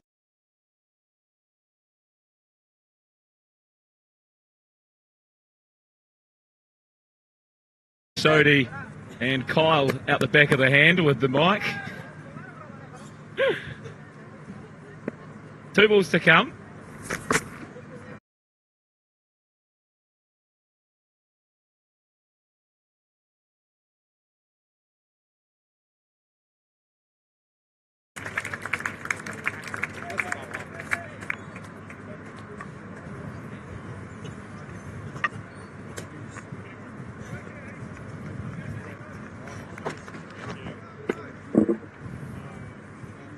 So here you can see Sodi's googly. Should just see the ball coming. It's well disguised. Generally, the golden rule, you see the back of the hand face the batsman.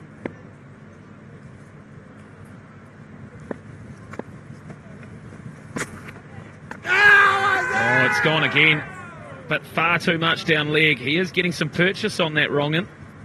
Could be dangerous, will be dangerous, and that is.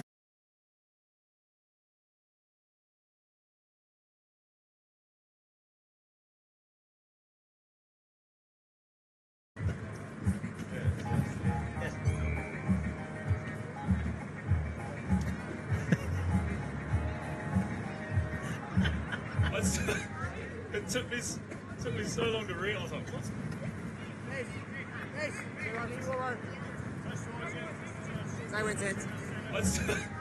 It took me so long to realise. What?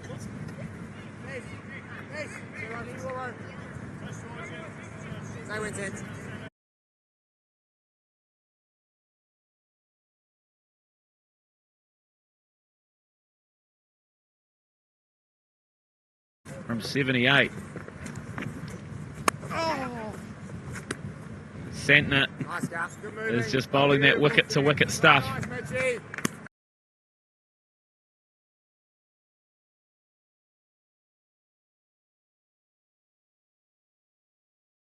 And he's a little bit of spin, just that last one straightened behind the outside half of the bat. Going to turn, and that's when you find your cover sweepers coming into action.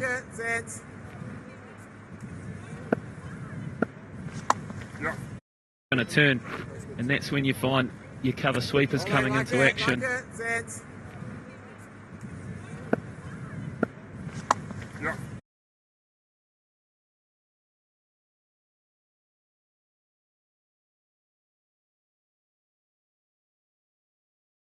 This is, you need in your head to be one step ahead of the batter. You've got to have a sense. You can see now 50 up for Ireland, but it's that little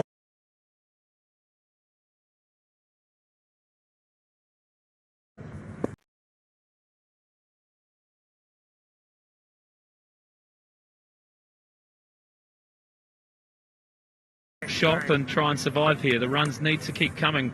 The run rate is nearly at 10s required.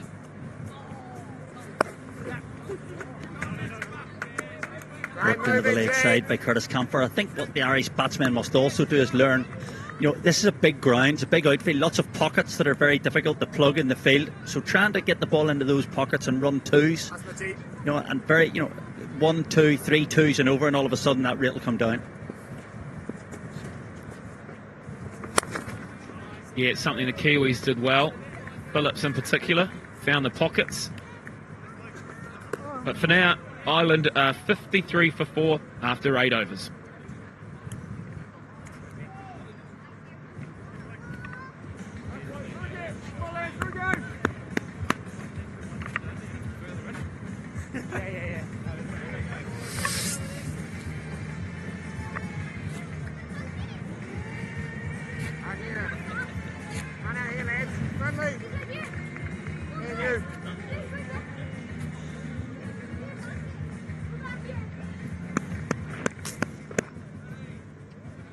Well, it's been a dominant start from the Kiwis in the second spell. Ferguson 2 for 7 early, and now it's time for the spinners to have fun.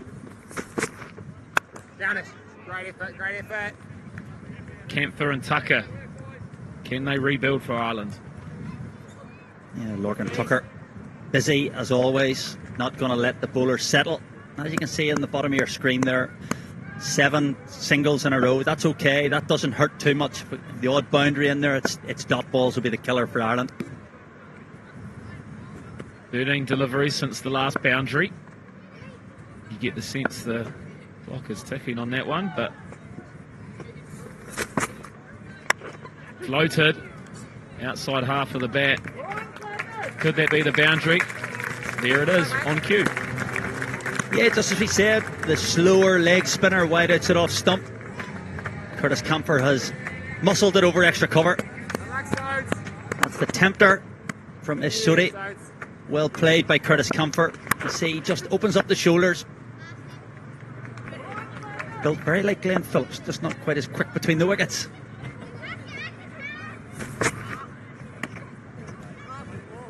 Yes, and Ireland need to take some positive vibes out of New Zealand in this at this time with 54 for 3, so not too dissimilar, and they were able to rebuild and then launch at the end. So certainly a chance to keep fighting on here and build a partnership. Sodhi, and he's got enough of it. That's big. That's 6 of them. Beautiful shot from Curtis Camphor. First boundary, opened himself up and hit over extra cover. This time, he's just throwing that left leg out of the road. Just giving himself a little bit of room. Left leg out of the road, picked the googly, and he swats that over the long mid-wicket boundary for a much-needed maximum. He looks like a competitor, doesn't he, Camphor? Gutsy player.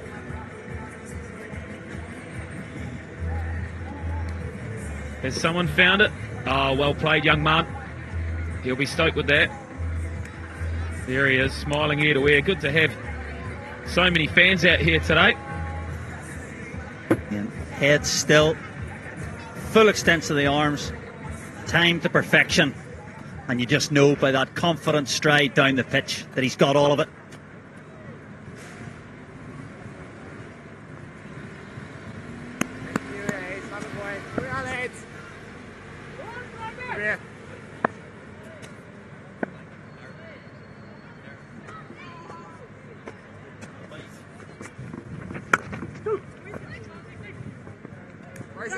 Signs of turn here, and there's those pockets being utilised. Good too, good running. This excellent work from Curtis Camphor. Just timed that ball to the edge of the circle. Interesting, you see quite a bit of spin for Isuri there. Well worked, excellent running from Lorcan Tucker, running to the danger end. It's been a productive over for Ireland. Yeah, 14 off it thus far.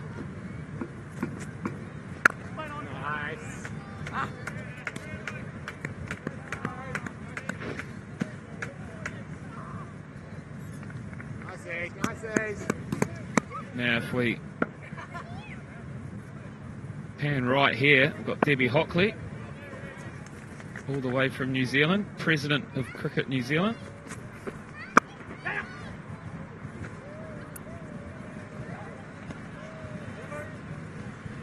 That'll be the end of the over. It's 48. No, it's not. It's 68 for 4. So Booking.com offers amazing accommodations, but does that make us flashy or cool? Probably not. Sorry, no pictures. Making a commercial. We're just here to help you make the best of your holiday. Because now, whew, we also do flights. And cars. Accommodations, flights, and rental cars. Probably not this one. I mean, it's cool. Not cool, but cool, if you know what I mean. Booking.com. Booking.yeah.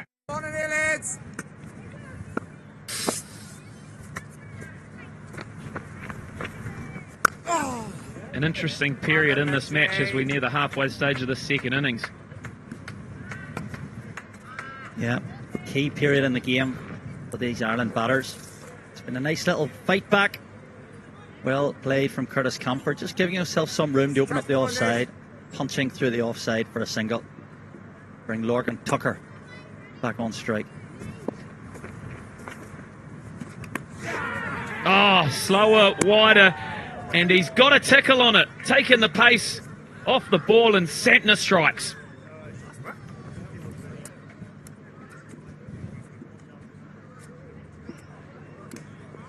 This is magnificent bowling from Mitchell Santner. He sees Lorcan Tucker coming across the stumps. He takes the pace right off. And look at that bounce. Little feather through to the delighted Dane Cleaver. Big breakthrough. Lorcan Tucker departs for just 11 and Ireland 69 for 5. And we'll take a drinks break as Tucker heads to the sheds.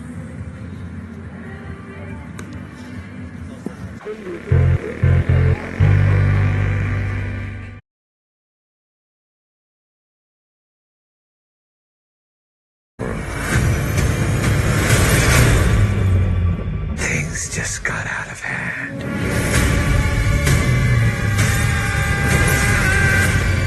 You break the rules.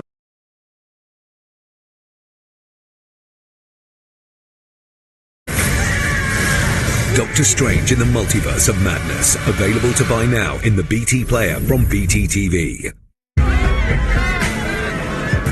Introducing the new Google Pixel 6 with Magic Eraser. Circle.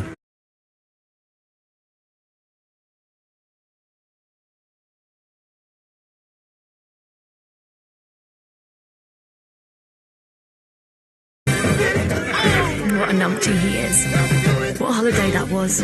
Get up to £690 to spend on board with P&O Cruises at All Protected.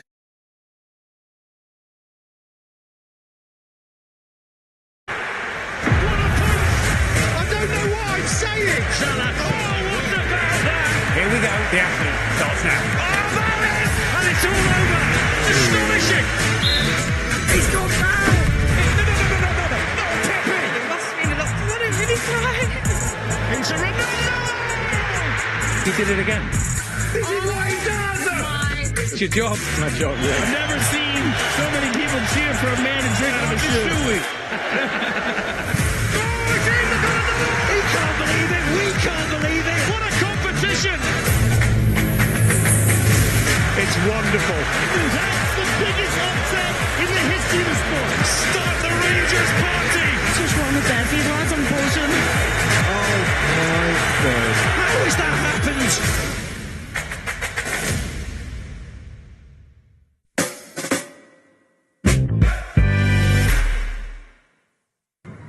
We've enjoyed a drink, and let's hope it was some magic water for Ireland. 105 off 64, but it's the wickets lost that is the concern.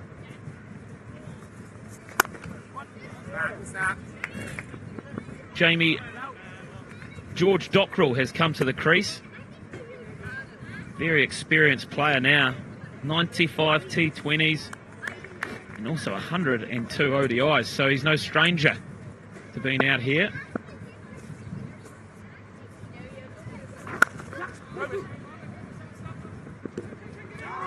As we look at how Dockrell came to the crease, and what a piece of bowling. He saw the movement, and you can see he's in two minds. He's changed his shot twice, and if you're a keeper, you know that that is a great catch, especially in his first match. So He will be oh so happy with his glove work there, right off the toe.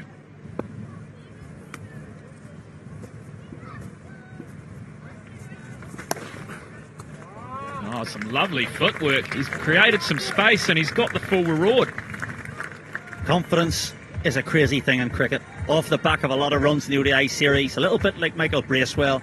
George Dockrell's come to the crease, played a powerful shot off the back foot. First ball, innovated. Second ball, pulled it for 4. Remodelled his entire game from a slow left arm bowler purely to being a genuine all-rounder.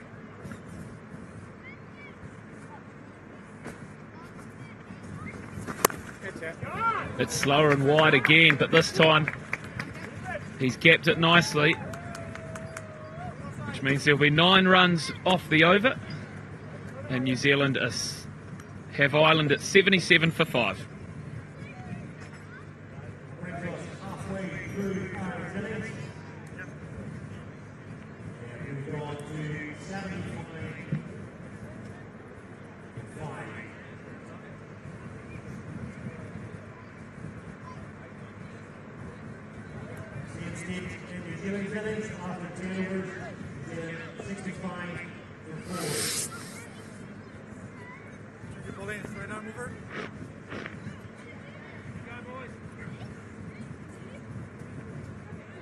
Isabel Joyce, you've enjoyed a little break, and well, since you've been away there's been plenty going on.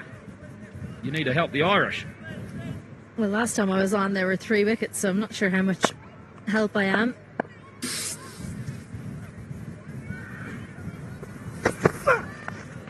A new change and a new shot. Oh, what an exciting start to the new over. That is a superb shot from Kempfer. Yeah, beautiful positioning this from Camphor, head right behind it, just moves away to the offside at the last second, and I'd say he was heart in the mouth for a second because Ish Sodhi was at 45, but in the end he just looked like he was diving into a pool of water, not really near us. Yeah, welcome to the crease, Daryl Mitchell. He takes the pace off it this time round, but it's a good aggressive start to the over. They need to ensure that they take them on here, Ireland, and the first couple of the balls of an over are the best time to do it as we look at some great keeping from Dane Cleaver on debut here. Yeah, this isn't easy. It's moved. He's bowled it very, very wide, and then it's taken the edge. So really good positioning from Cleaver behind the stumps. Lovely to get those on debut. Always in the game as a keeper. Exciting moment for Dane. Ooh.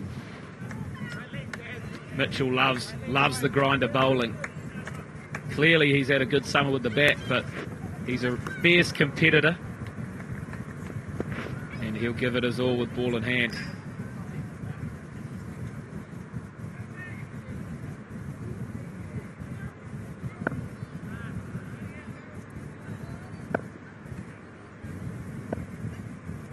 Kempfer on a little bit of a roll here.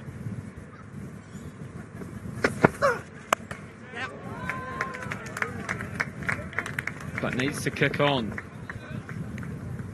27 from 17. I'd love him to bat another 5 overs. It's been difficult hitting the short ball on this deck all day. Done well to just hit it for a single, really. Hasn't tried to overhit it. Hasn't got himself into trouble getting caught in the boundary. But it's a good bowling plan. We would have loved Paul Sterling to score a few more runs today. Fine leg comes up. Long off, goes back, so maybe a bit more of an offside plan. And it is an offside plan, but not a good one. Lashed over backward point for 4.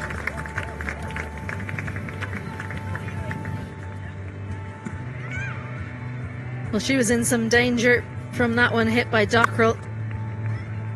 Really good reach. He's really transformed himself into a lower middle order batter. Didn't even move. No fear. Great composure, isn't it? Absolute clinic. That's would not want... Well, it's the social media that's distracting. Wow, and if she's not distracted now, what a shot. Dockrell clips one. Brilliant boundary. And the last ball of the over, an exciting one for Ireland. 92 for 5.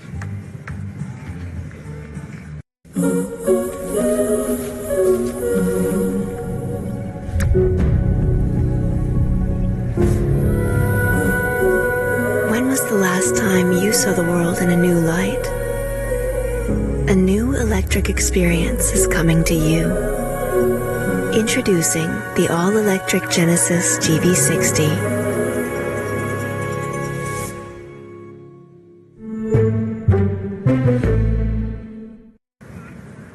Well, a slight little momentum swing after the Daryl Mitchell over.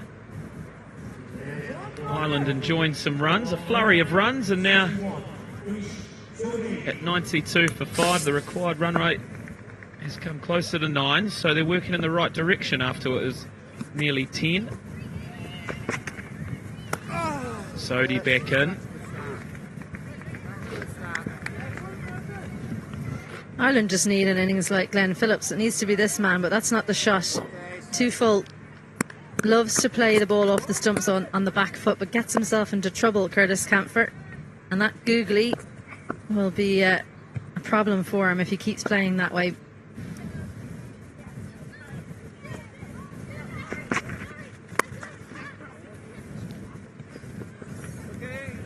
Lovely strike down the ground. Very interesting few overs ahead. Game is in the balance, and if we look at New Zealand's score at this point, they were 76 for 4. So Ireland, in comparison, are doing all right.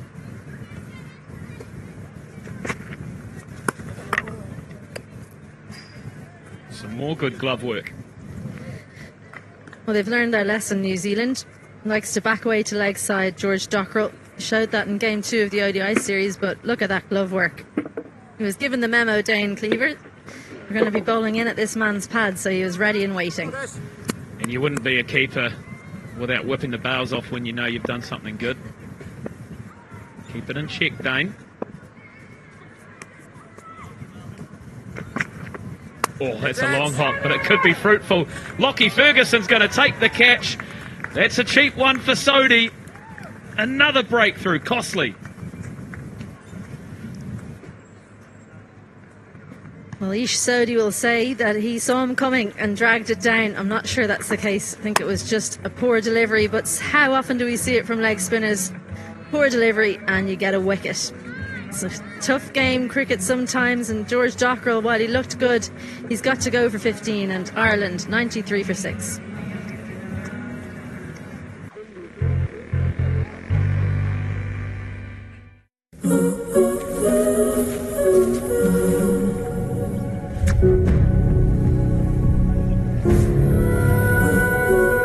When was the last time you saw the world in a new light? A new electric experience is coming to you. Introducing the all-electric Genesis GV60.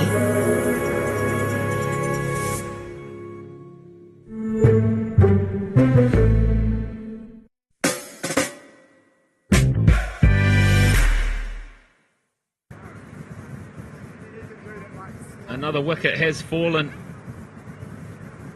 here in Belfast. The theme of the day, consistent dismissals throughout both innings. But New Zealand were able to finish strong. Ireland facing an uphill climb from here at 93 for 6.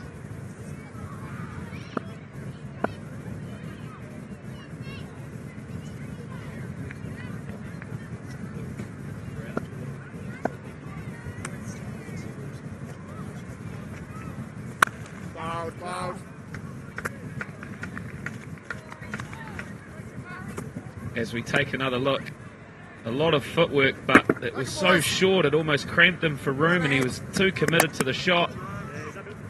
And he has just plucked out Lockie, barely had to move a muscle. Is that one leg?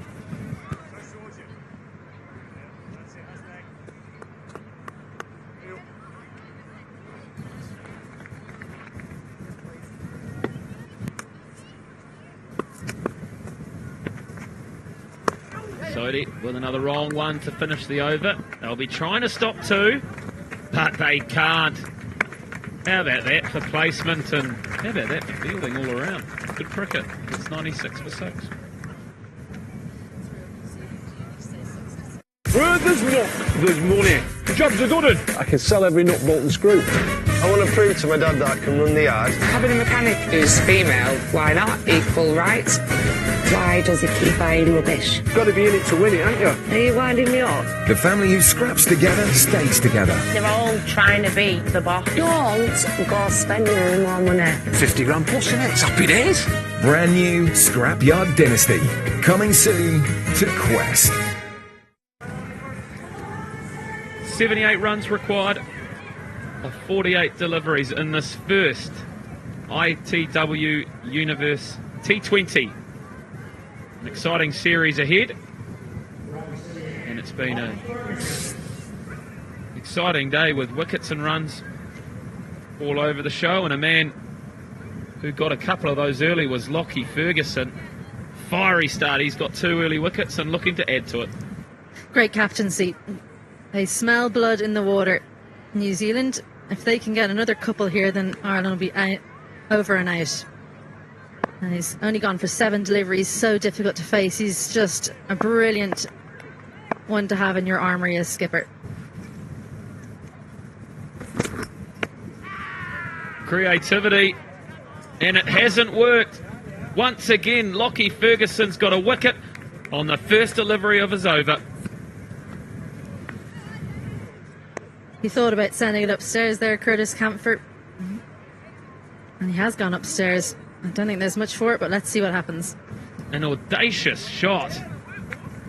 Lockie Ferguson charging in, and he's decided to reverse. Third umpire's the director. We have a play review for LBW. Original decision is out. I've checked the front foot and it's a fair delivery. Can I front on camera first, please? Yes, no, my Thank you. Thank you. Ball's close to the back. Can we go to ultra edge, please, when ready? He's moved his foot leg side after impact. Thank you.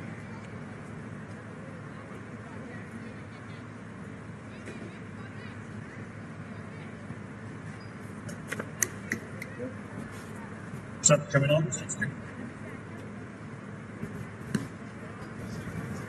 Just waiting for ultra edge, guys. Thank you. It's flat line. Flat line. Ball passes the bat. Just play it through to the... Yeah, clearly no bat involved. Ball tracking when ready, please. Thank you.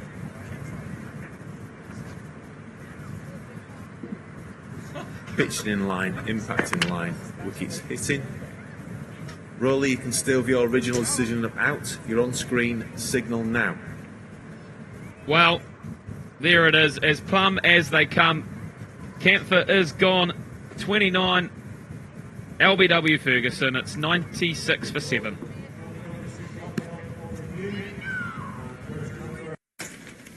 This could be a problem. This could be a problem.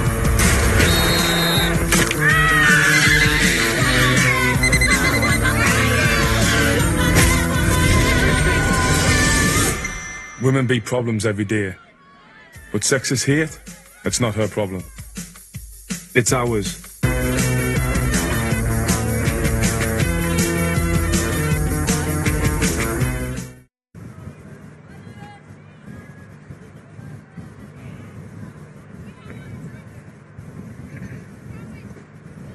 Well, Barry McCarthy to the crease, not somewhere he visualised himself being at this time of day. Lockie Ferguson. Steaming in, it's high up the bat. It's a chance. It's a chance, but he can't get there.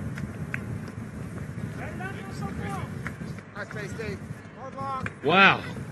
Ferguson is on fire, and as we look back at this LBW, that is a... Wow, that is a very audacious shot, and Ferguson has gone all red lights on that one. It's not a bad option looking to go over the keeper. Tends to bowl them full and straight in T20, but just too quick. Fast bouncer, yeah. Kempfer will be probably putting a bit of ice on that hoof. That has smoked him. That is fast. That's a ball that says, don't you run at me again. Lockie Ferguson just trying to keep Barry McCarthy in his crease. Fancies himself a batter now, Barry McCarthy. He's made some good runs in club and interpro cricket, but still probably 9 is his number, but I think it's as high as he's got. Another slow one, and it's something we're coming accustomed to. Ferguson, his last over, look at all the speeds he's provided here.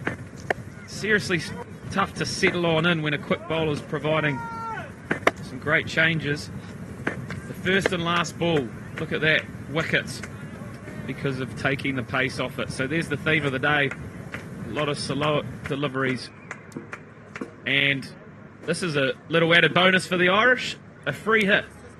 Well, just on those slower balls, the difference is the length he's bowled. Compared to Ireland, their slower balls too full in the slot. They went over their heads.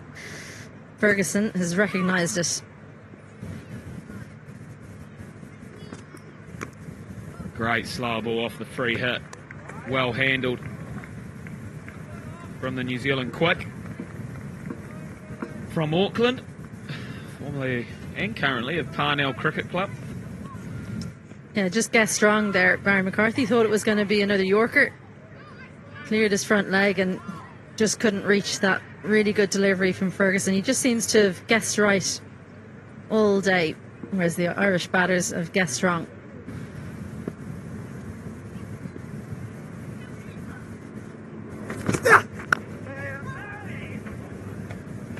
Quick run, and a very risky run to finish another fruitful over. Ireland have brought up the 100, but for the loss of 7.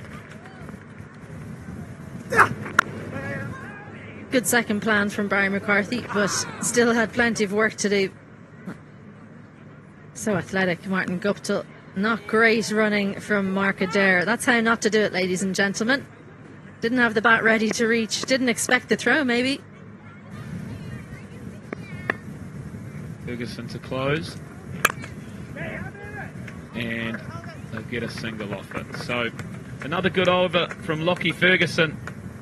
Ireland are 100 and 1 for 7.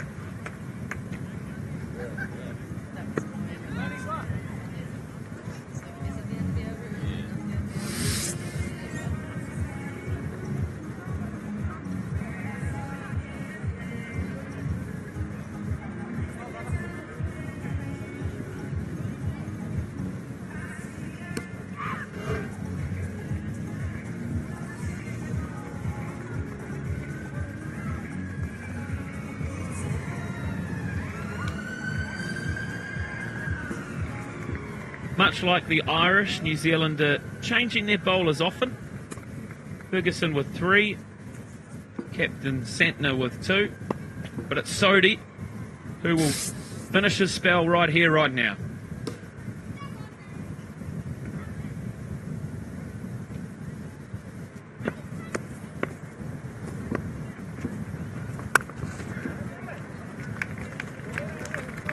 Great start to the over. Late cut from Adair.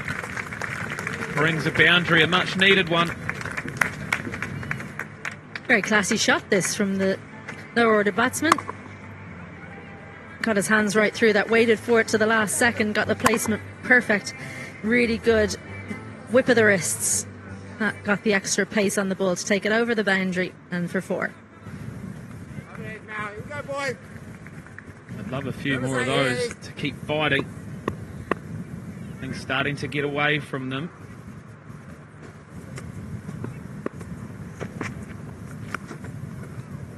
And Sodhi responds with that wrong one again. Looks like Ireland are going to go all out swinging here. Just 3 wickets remaining.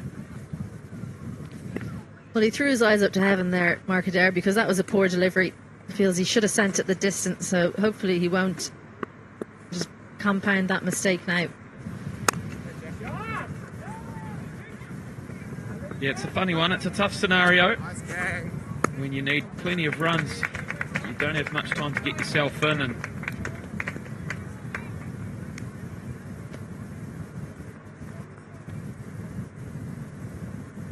.68 from 39 balls. Sodhi brings Daryl Mitchell down to long on. Could be in action.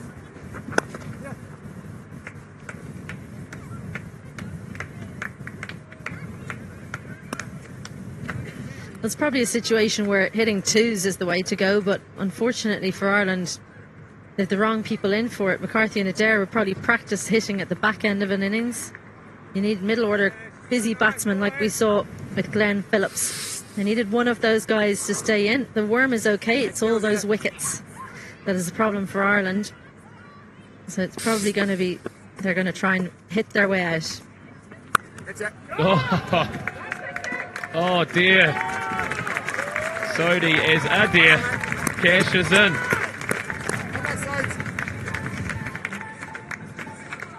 There's no other way of saying it. That's a pretty rubbish delivery. But we've seen Ireland get out to some really poor deliveries today, so Mark Adair, making no mistake, finds the gap. Oh, that was on purpose. That's that wicket-taking ball we were talking about. Oh, I like it. So you never know. I think he's chucking it in short and maybe getting some chances. But for now, it's 112 for 7.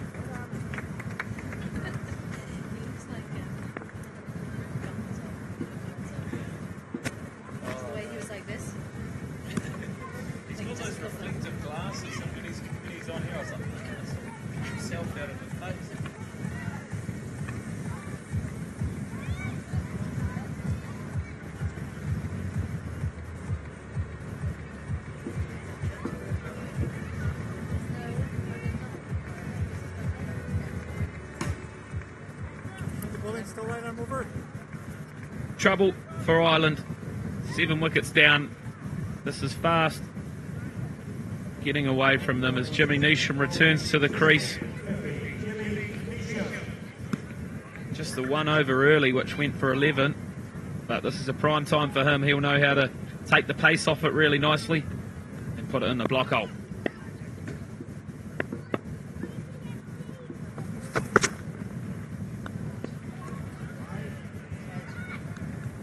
Flirting with the wide line, but a man who's been in form, Lockie Ferguson.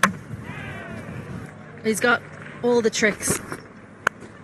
Beautiful work from him. So that was a slower one. He's found out the pitch really well. That one doesn't need anything to do with the pitch. That's just a good delivery on any wicket.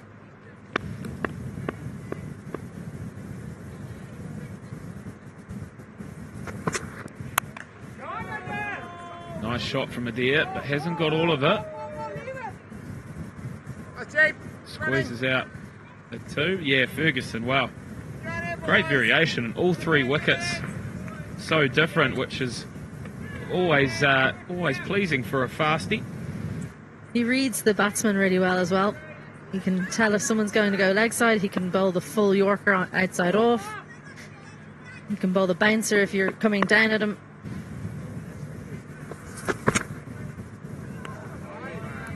One for the over. Good bouncer. Good bouncer. Beat him for pace a little bit there. I think he wasn't expecting it.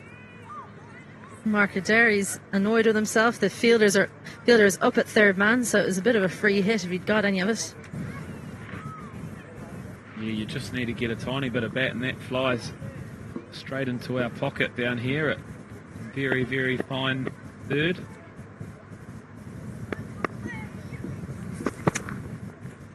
That's slower, and is it wider? Oh, he snuck that in as well, Neesham.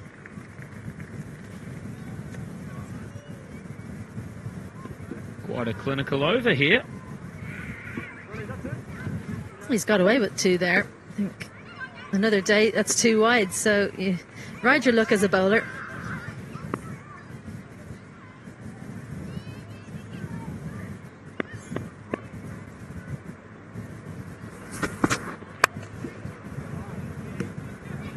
Neesham, he is bowling that wide hole, which he does so well, and he's come very close on a few occasions. And here's the last one, out the back of the hand. Oh, that's right over it. Depends where you're from in the world on that decision. A lot of Irish in the room are shaking their heads.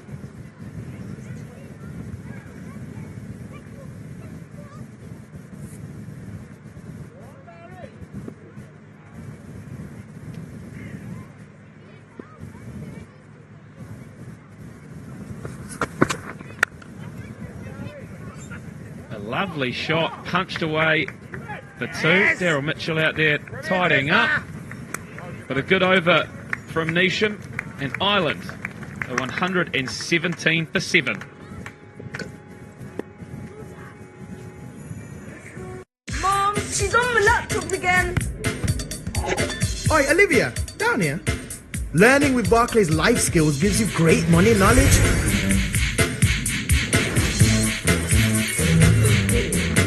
Yes, Olivia.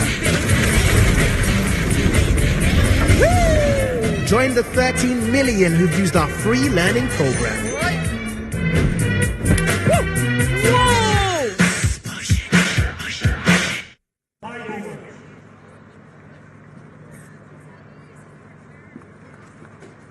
Ireland require 57 from just 5 overs. Required rates up to 11. Runs haven't really been an issue. At the same time, New Zealand were 112 for 5. So there's only 5 runs difference. It's the extra 2 wickets that put Ireland under pressure. Santner into the attack. That's going to run away for 4. That's a good start to the over.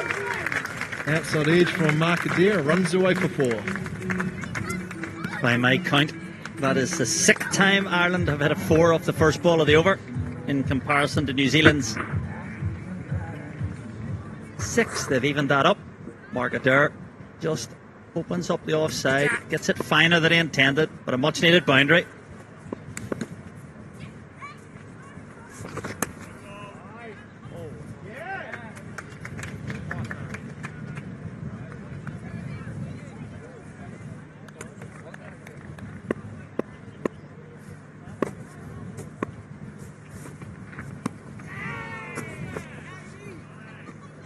He's gone for the reverse there. There's Adair. We're getting full array of shots. But you can see why. Mitch Santner has 3 men behind square on the offside. He has point 45 and somebody in between. That's flatter, but just leapt away. Is that wides or was there a little bit of back? No, it's wides. It'll be 5 of them. Bonus runs here for Ireland. That's good. Very good from Mark Adair. Just innovating at the crease. That ball just fired in on leg stump. Ian Cleaver, who's been outstanding today, unable to tidy that up. Ireland now less than 50 required. I tell you what, Kyle, seems out of reach, but I'm not so sure it is. The way these two teams have played over the last week and a half, and there goes a misfield from Martin Guptill, one of the best fielders in the world, so another run. I just wouldn't bet against it. Well, New Zealand and Ireland have had a number of ding-dongs on the cricket field, on the rugby field. Perhaps today could be another one. Mark Adair playing very nicely with Barry McCarthy, keeping Ireland in the game. Down the ground for 1. Yeah, Barry McCarthy will be full of confidence off the back of a 100 off just 60 balls in a recent IP50 game between Leinster Lightning and the Northern Knights, so very capable with the bat. And will be in with a point to prove here. He hasn't got a lot of cricket at this level. He's been on the sidelines. No better day to do it, Barry. Right on it, boys. We're all heads. Oh, this is the final over for Mitchell Santner, so one of New Zealand's best bowlers. Just the 2 balls left in his spell. Slower. It's well played. Out to cover point sweeper. Santner's really varied his speed and his ability to flight the ball up and down. Throwing it up, saying, have a go. If you want to, take it on. That one's flatter and quicker, finishes with a dot. Santner's 4 overs done, 4 overs left. Ireland 130 for 7.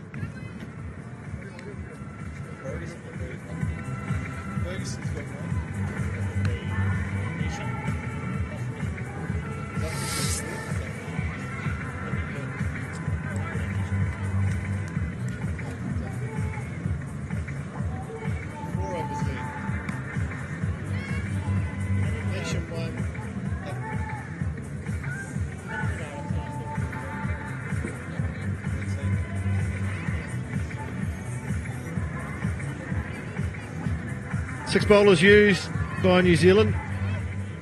Duffy 1 for 15. 3 wickets for Ferguson. He's been the outstanding bowler. Look at those figures. 3 for 12 from 3.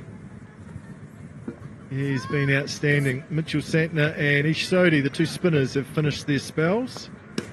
4 overs left for the New Zealand captain to work through his list of bowlers.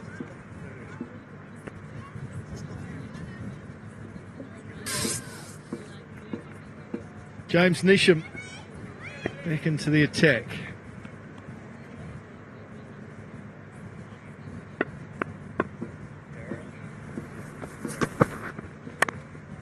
Oh, that would have been wide, but they'll scamper through for a single. Pace off. I think that's going to be a common theme, Kyle, for the New Zealand bowlers. Take the pace off, make it hard for the Irish batters to get any momentum through the shot.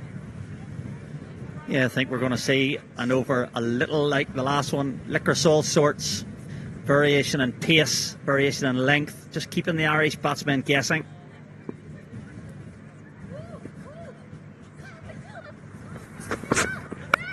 This one's gone straight up. Straight up. It's going to take some catches. Ish Sodhi takes the catch. Absolute beauty. Had to run back, look over his shoulder. Safe pair of hands. One of the most difficult catches. Great piece of fielding and an important wicket at a crucial time for New Zealand. It's Neesham that's done it. Fabulous catch. Fabulous catch from the New Zealand leg spinner. Never panic. Top edge from Barry McCarthy. Never panic. Got himself set, crucially underneath it. Head and eyes level. Safe as houses. Barry McCarthy departs for just 7 and Ireland in big trouble. 1-3-1 for 8.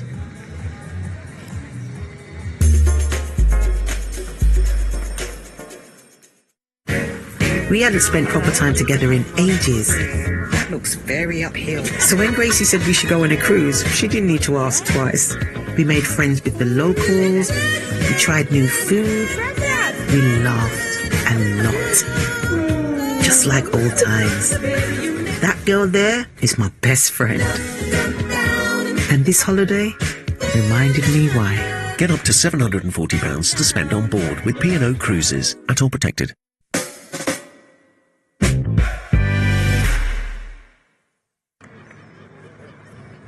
Into the bowlers now for Ireland. Craig Young in at number 10. Best of 22. What Ireland would give for that today. If he could get close to that, make for a fascinating finish.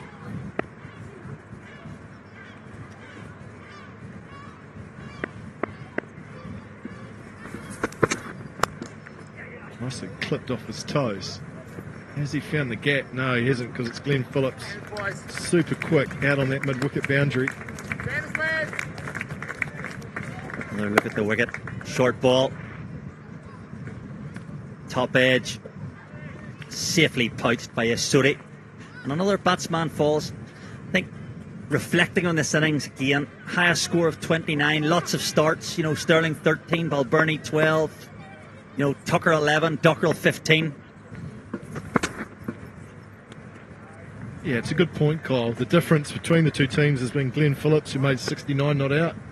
A lot of other starts around him, but that was the innings of substance that he got from just 52 deliveries.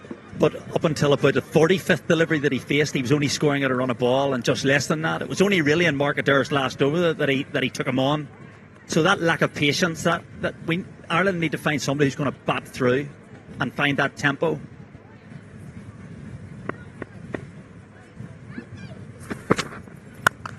Oh, that sounded good off the bat, but there's a fielder there. And it's out. Glenn Phillips swallows that. Nice, comfortable catch. Adair's on his way. Neesham has 2 in the over. And New Zealand now just 1 wicket away from victory. We said at the toss, 140 had never been chased here at Stormont. Ireland 133 for 9. Mark Adair has played nicely, but just two-ended it. Picks out that man, Glenn Phillips, at Cow Corner. And Ireland, well, the end's nigh. 133 for 9.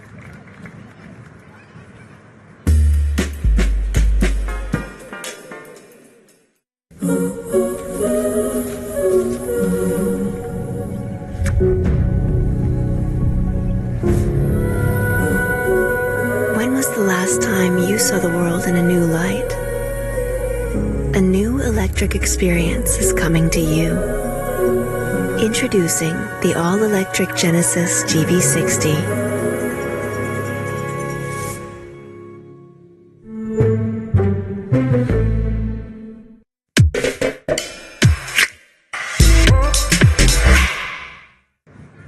Seventeen bowled, 133 for 9.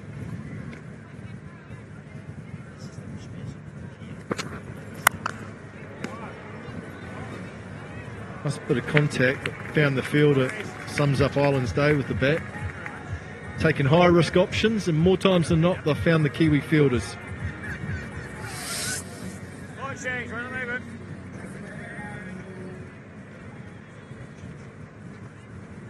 Towards you in the middle. That's centre.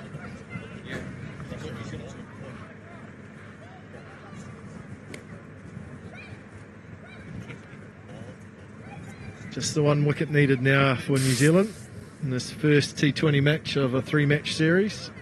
It's down to numbers 10 and 11 for Ireland. Never the ideal situation when 41 is still required. Jacob Duffy into the attack. It's guided down to third, but there is... Oh, it's gone all the way. There was Lockie Ferguson, who didn't pick it up and didn't move. It wasn't that far wide of him. Nice start to the over. Yeah, Jacob Duffy just offering a little bit of width. There, just like slip catching practice. Josh Little opens the face, uses the pace, and that ball has raced to the third man boundary.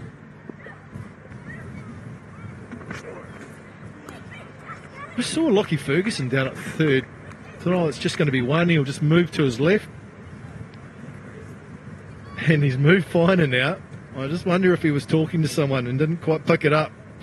Might have been some autographs and some selfies, because there's no way that should have been 4 from where he was positioned.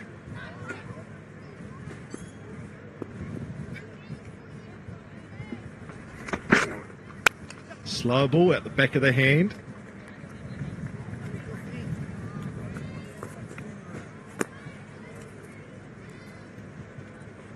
Just see back of the hand, slower ball.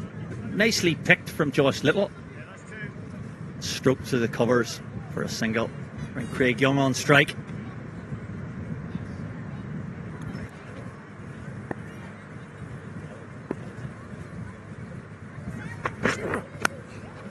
That's nicely played down to third, and this time Lockie Ferguson's in position.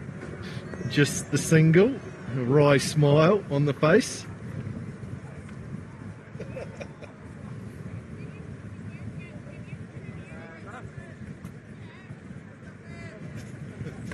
Not sure Jacob Duffy just found it as funny. Well, the New Zealand captain, Mitchell Santner, either. Nicely bowled, nicely played. Just a single. Find the odd boundary here. It's been a pretty good display by New Zealand with the ball. I think they learned from the way Ireland bowled in that first innings, took the good things that they did, and then just added their little bit of twist on it as well. I have to say that Ireland have had their opportunities in terms of run scoring, but no one's been able to hang around for long enough. It's going down. 7 from the over. I'm not going to review that because that's going miles down leg. 18 overs bowl, 140 for 9. Alex, fair review for LBW. The original decision was not out. Anna stayed at this hotel and paid this price. Not bad, Anna. Laura stayed at the same hotel with the same experience and paid a lot less. How? Well, Anna found the hotel on her usual website.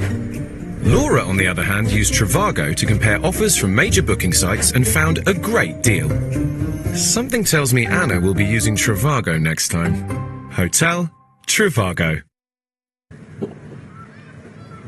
Ball's close to the back. Can we go to ultra-edge, please, when ready? Thank you.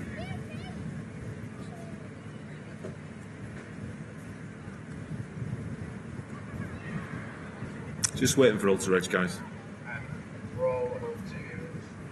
Thank you. It's flat line, flat line. Yeah, clearly no bats involved. Can we go to ball tracking when ready, please? Ball is pitching in line. Impact is umpire's call. Paul, you can stay with your original decision of not out. Your on-screen signal now. Good decision by the umpire. Bad decision by New Zealand to review. That's a shocker. 140 for 9.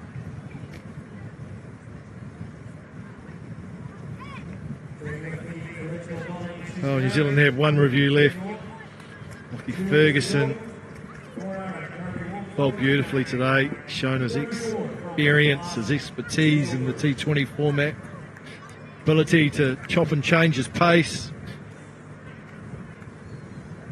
3 for 12 from 3 overs, 10 dots. It's been an outstanding performance, and he's about to start his final over of the day. Up against Josh Little and Craig Young. He'll fancy his chances of another wicket here. Oh, it's another slow ball. There's an inside edge.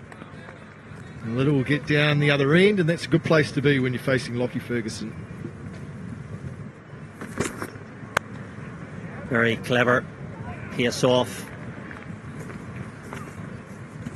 Again, pace off from Mitch Santner. Pace off. These guys have shown the experience of the IPL. You know, Neesham, Santner, Ferguson. It's been plain to see. That'll be wide down the leg side. Good take by Cleaver. Yeah, they've worked well as a bowling group, haven't they? Seen the changes in pace from Ferguson and Mitchell Santner.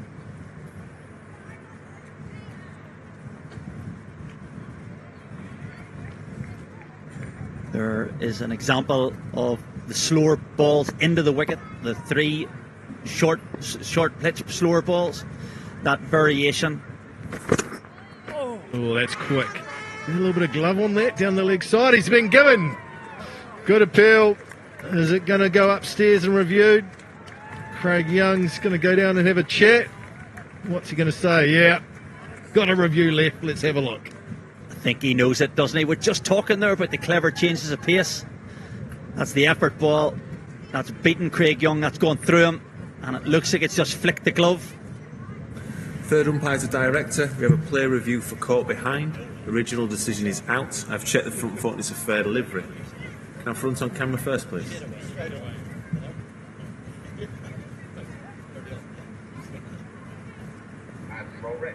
Thank you.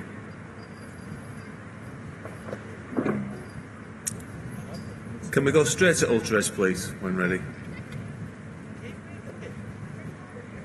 That's okay. Thank you. Just waiting for ultra-edge, guys.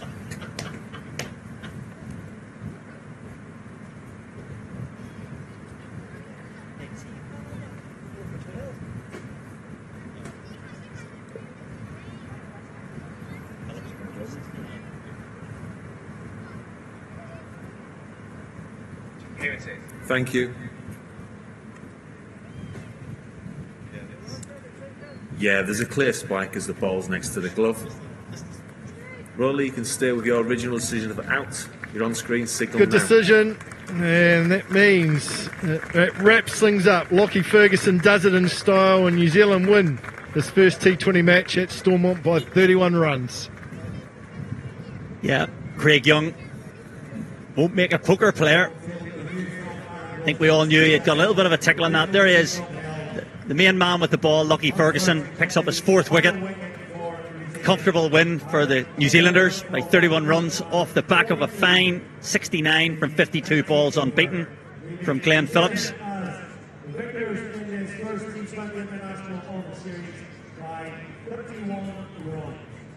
Good effort by New Zealand. Final wicket. It's Lockie Ferguson changing his pace up. That was quick. Surprised Young. Couldn't get out the way of it. Just a wee tickle off the glove.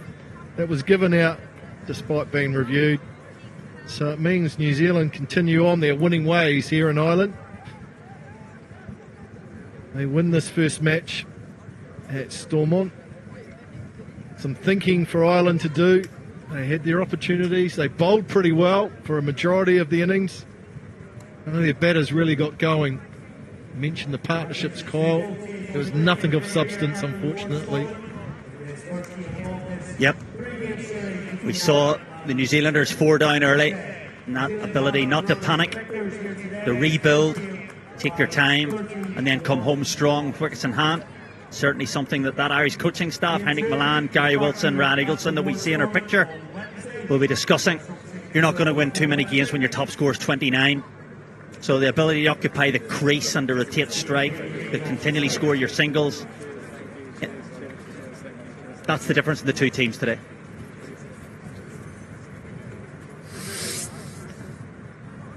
Well, that's Ireland's batting effort. A lot of starts. Those mid-range scores that don't win you games. 29, the high score by Curtis Kempfer. Lockie Ferguson was outstanding. Sterling and Tector, who have been outstanding in the one-day series, never got going today. New Zealand bowlers did a good job.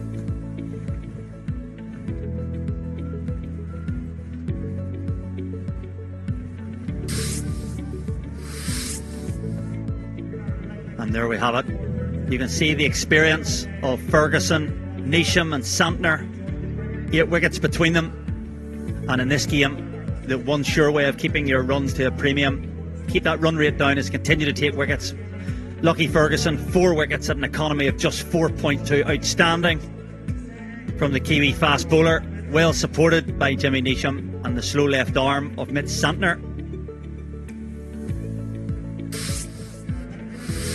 Good first up performance by New Zealand. Asked to bat first by Ireland, 173 for 8. It's a pretty good total on this surface. On the back of Glenn Phillips with 69 not out from 52. Next best was Jimmy Neesham with 29. Josh Little was outstanding, the left armour, 4 for 35 from his 4 overs. In Ireland, well, they bowled out for 142 and they'll be disappointed with that. Lockie Ferguson, the star, 4 for 14. And a couple of wickets for Neesham and Santner. New Zealand win this first match by 31 runs and they lead this series 1-0.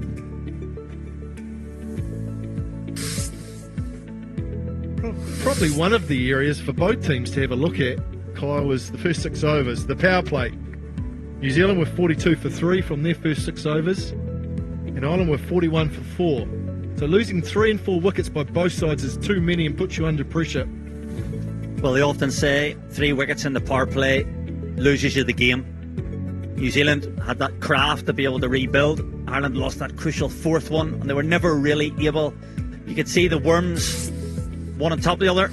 But Ireland, they'll not have to wait very long before they get a chance for revenge. Second T20I, going to be here again at the Ward Ground at Stormont on July 20th before the decider, hopefully from an Ireland point of view, just 2 days later. Well, I've had terrific weather here today in Belfast. It has been a very hot day, enjoyed by everyone, a good crowd in for this first match. Sounds like Friday might be a sellout, so that's encouraging. Lockie Ferguson started with the slow ball. Beautiful piece of bowling, pace off again to Sterling, and that really got things going for New Zealand. Yeah, it's a very hot day. I think Ireland were expecting a lot of heat from Lockie Ferguson, but it was only that last ball to Craig Young where he really unleashed it. He did the rest of them with pace off. Well, it wasn't the quickest surface in the world, was it? It was a different surface to what the players have been on at Malahide as well, and I think perhaps there wasn't quite the adjustment that they needed to make for a different surface. So that's something they'll have to think about and work out in the next day or so before they reconvene on Wednesday for match number 2. But a enjoyable day all around by those who have made their way down to Stormont. Let's head down to the post-match presentation with George Harpo Jr. The first match of the ITW T20 series is complete. New Zealand have taken the chocolates. Cricket Island would like to thank the following sponsors: Duffer Debt, Exchange 22, ABD Sterling Reserve and ITW Universe. Now it's time for the Exchange 22 multi-bagger of the match, and that goes to Glenn Phillips for bagging the highest number of points during the match on Exchange 22 Sports Car Stock Market. Glenn